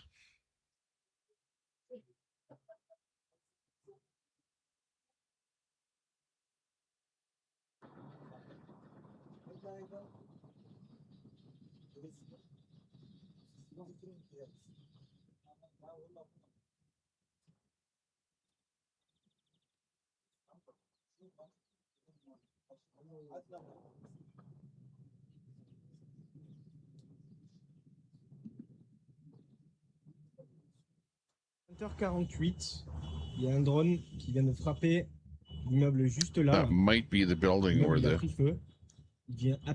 driver was killed by drone debris falling off a building. Le drone, il a bien frappé plein dedans, quoi.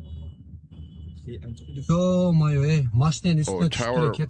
A tower was hit during drone interception. üstüne düştü bombamla biz ne aldığımızda. That looks like something. Drone interception. Some debris fell on the middle of a road there.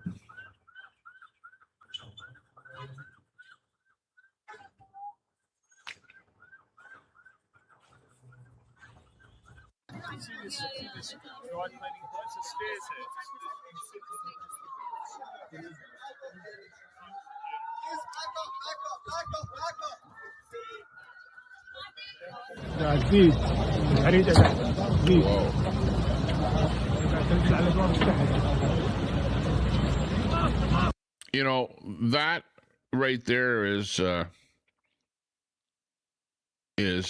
typical of Iran, that they're not just hitting military sites, but they're hitting civilian, you know, high rises and stuff like that, just to piss off the country and to terrorize the tourists, you know, that are staying in hotels and stuff like that. That they are like, hey, let's get the hell out of here. Nakalapit na namugyot.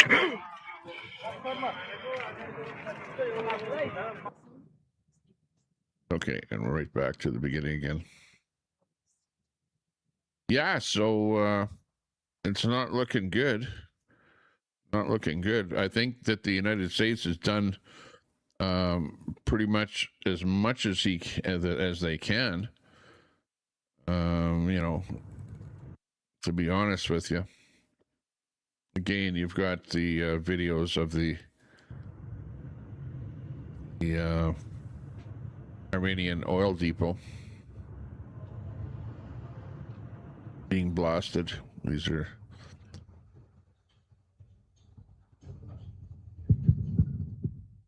things that happened quite recently.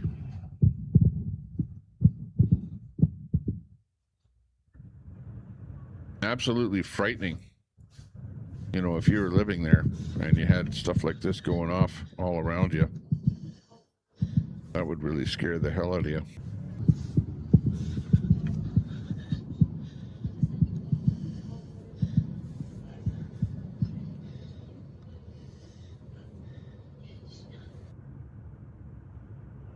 Wait, something. Go to the next clip. .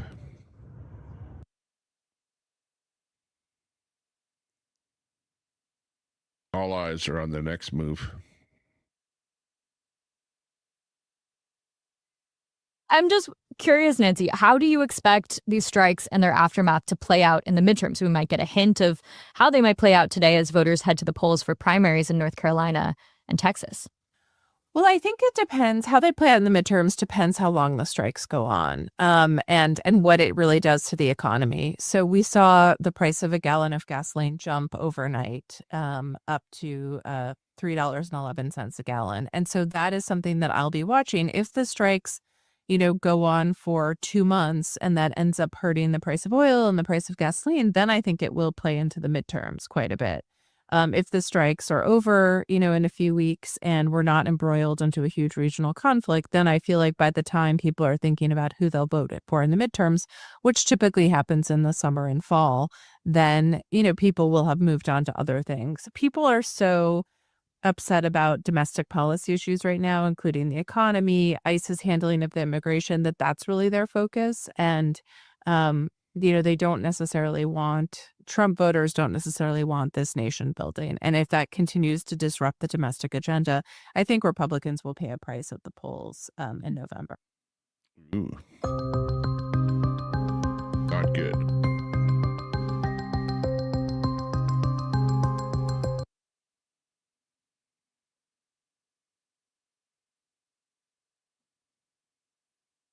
U.S. responded with shelter in place. U.S. and Israeli strikes on Iran, including the capital Tehran, have continued. So have Iran's attacks targeting U.S. interests and energy infrastructure in the Gulf.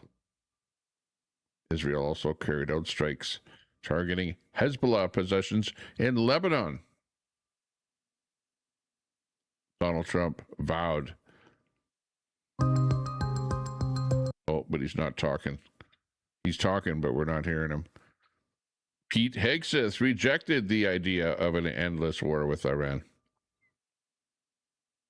Tehran's vow to close the Strait of Hormuz, a vital shipping lane, is sending surging oil and gas prices $90.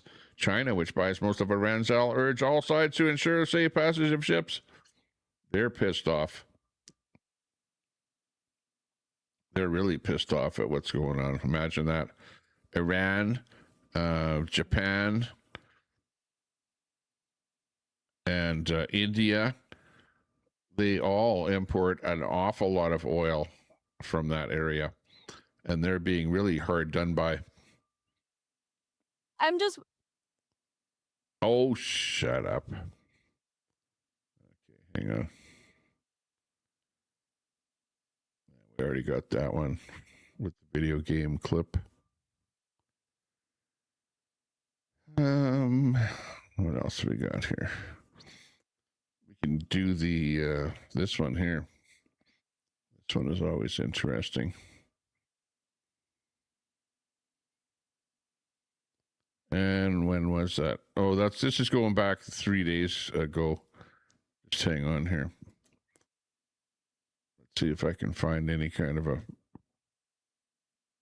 press briefing or anything that happened not that long ago.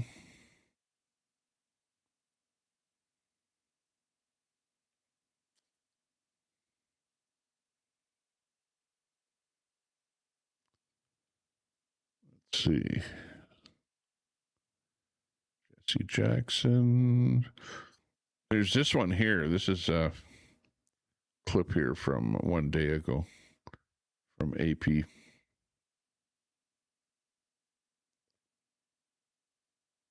this one in here.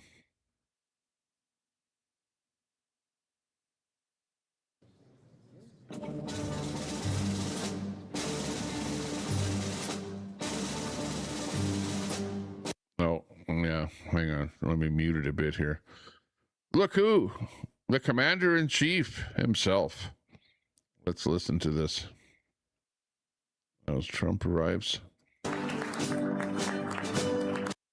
Here he comes. Donald himself. Let's hear what he has to say. This is 1 day ago.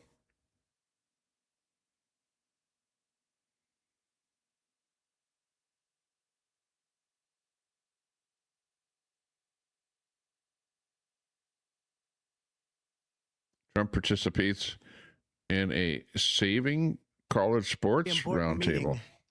We had a lot of important meetings today, but this is a big one because this is really the future of, I think, beyond college sports. This is the future of colleges because we're looking at numbers that are coming in and the actually, amount of money being spent in this speech, I think Trump references what he's going to do with Cuba. Just in a short period of time. If I'm not mistaken. Let's just play till that bit so we have to save here. College sports and save, I believe, colleges. We have to save our Olympic team because so many sports that are in the Olympics will no longer be represented by people that went through college and became competitive, became great at the sport. We won't be anywhere near what we were. I think it's just a very, very important meeting. We have the most important people in college sports and really beyond. And what I'd like to do is I'll say a few words. I'm going to ask Marco and a few to also say a few words. And I'd like to take your suggestions. And we have the speaker. We have John Thune is here or Okay, hang on a second. Let me just zoom this forward a little bit. Past all of that. Where Trump is sitting there and he's talking. He's got beside him, I think it's a fellow from Cuba.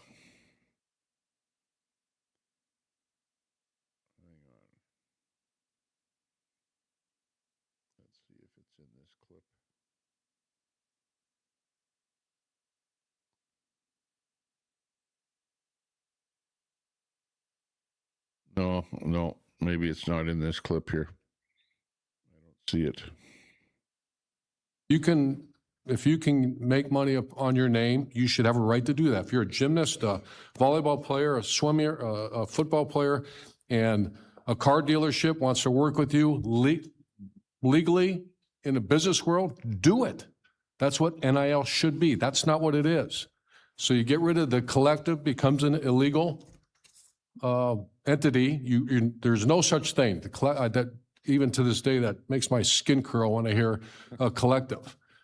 Get the donors out of it. If a business owner... Collective, that's a lefty term. Okay, yeah, I don't know that there's really in this whole clip that will help us out here at all. It's not really about the war. It's about sports and sporting event. I don't know why I pulled that up there. I should have read a little bit more about what was going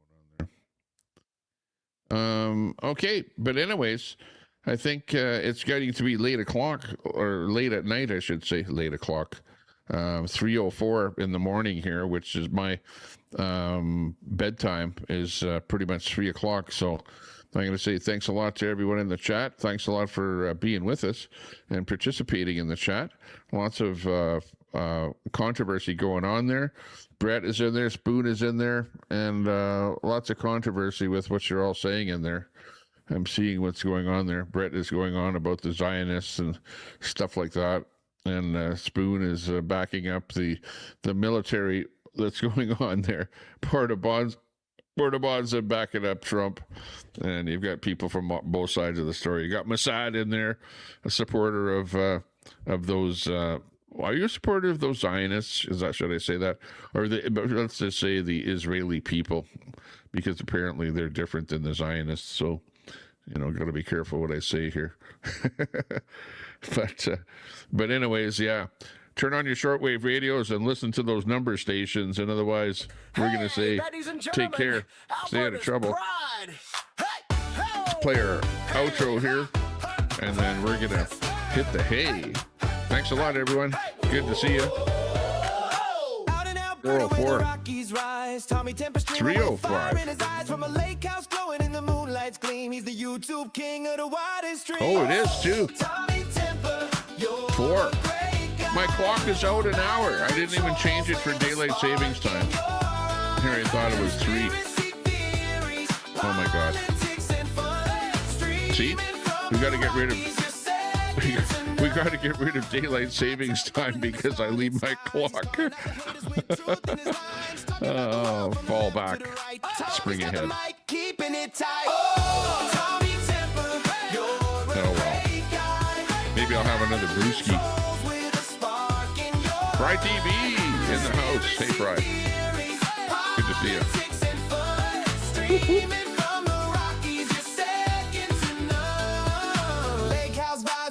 Beat the stream. He's dodging all the trolls like a champion dream. From Alberta's heart, he's lighting up the night. Tommy Temper's truth is his guiding light. With a wink and a grin, he's taking on the fight, spilling all the tea in the YouTube. Here I'm looking at my clock at the lake house here, which we're not always out here. We don't come out here every weekend. I didn't even realize it was the wrong time. But now that I look at my computer, yeah, it's 4 after 4.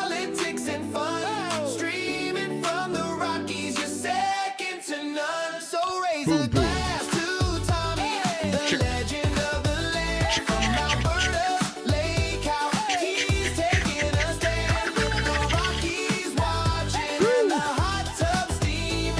Get in that hot tub. Fill it up. It's got to be above 0 for the hot tub. And it's still a little chilly out. But thanks a lot, everyone. Take care. Make sure if you're just watching, hit that sub button if you like what you see. We'll do it again soon. We hope you'll join us. Thanks a lot. Bye for now.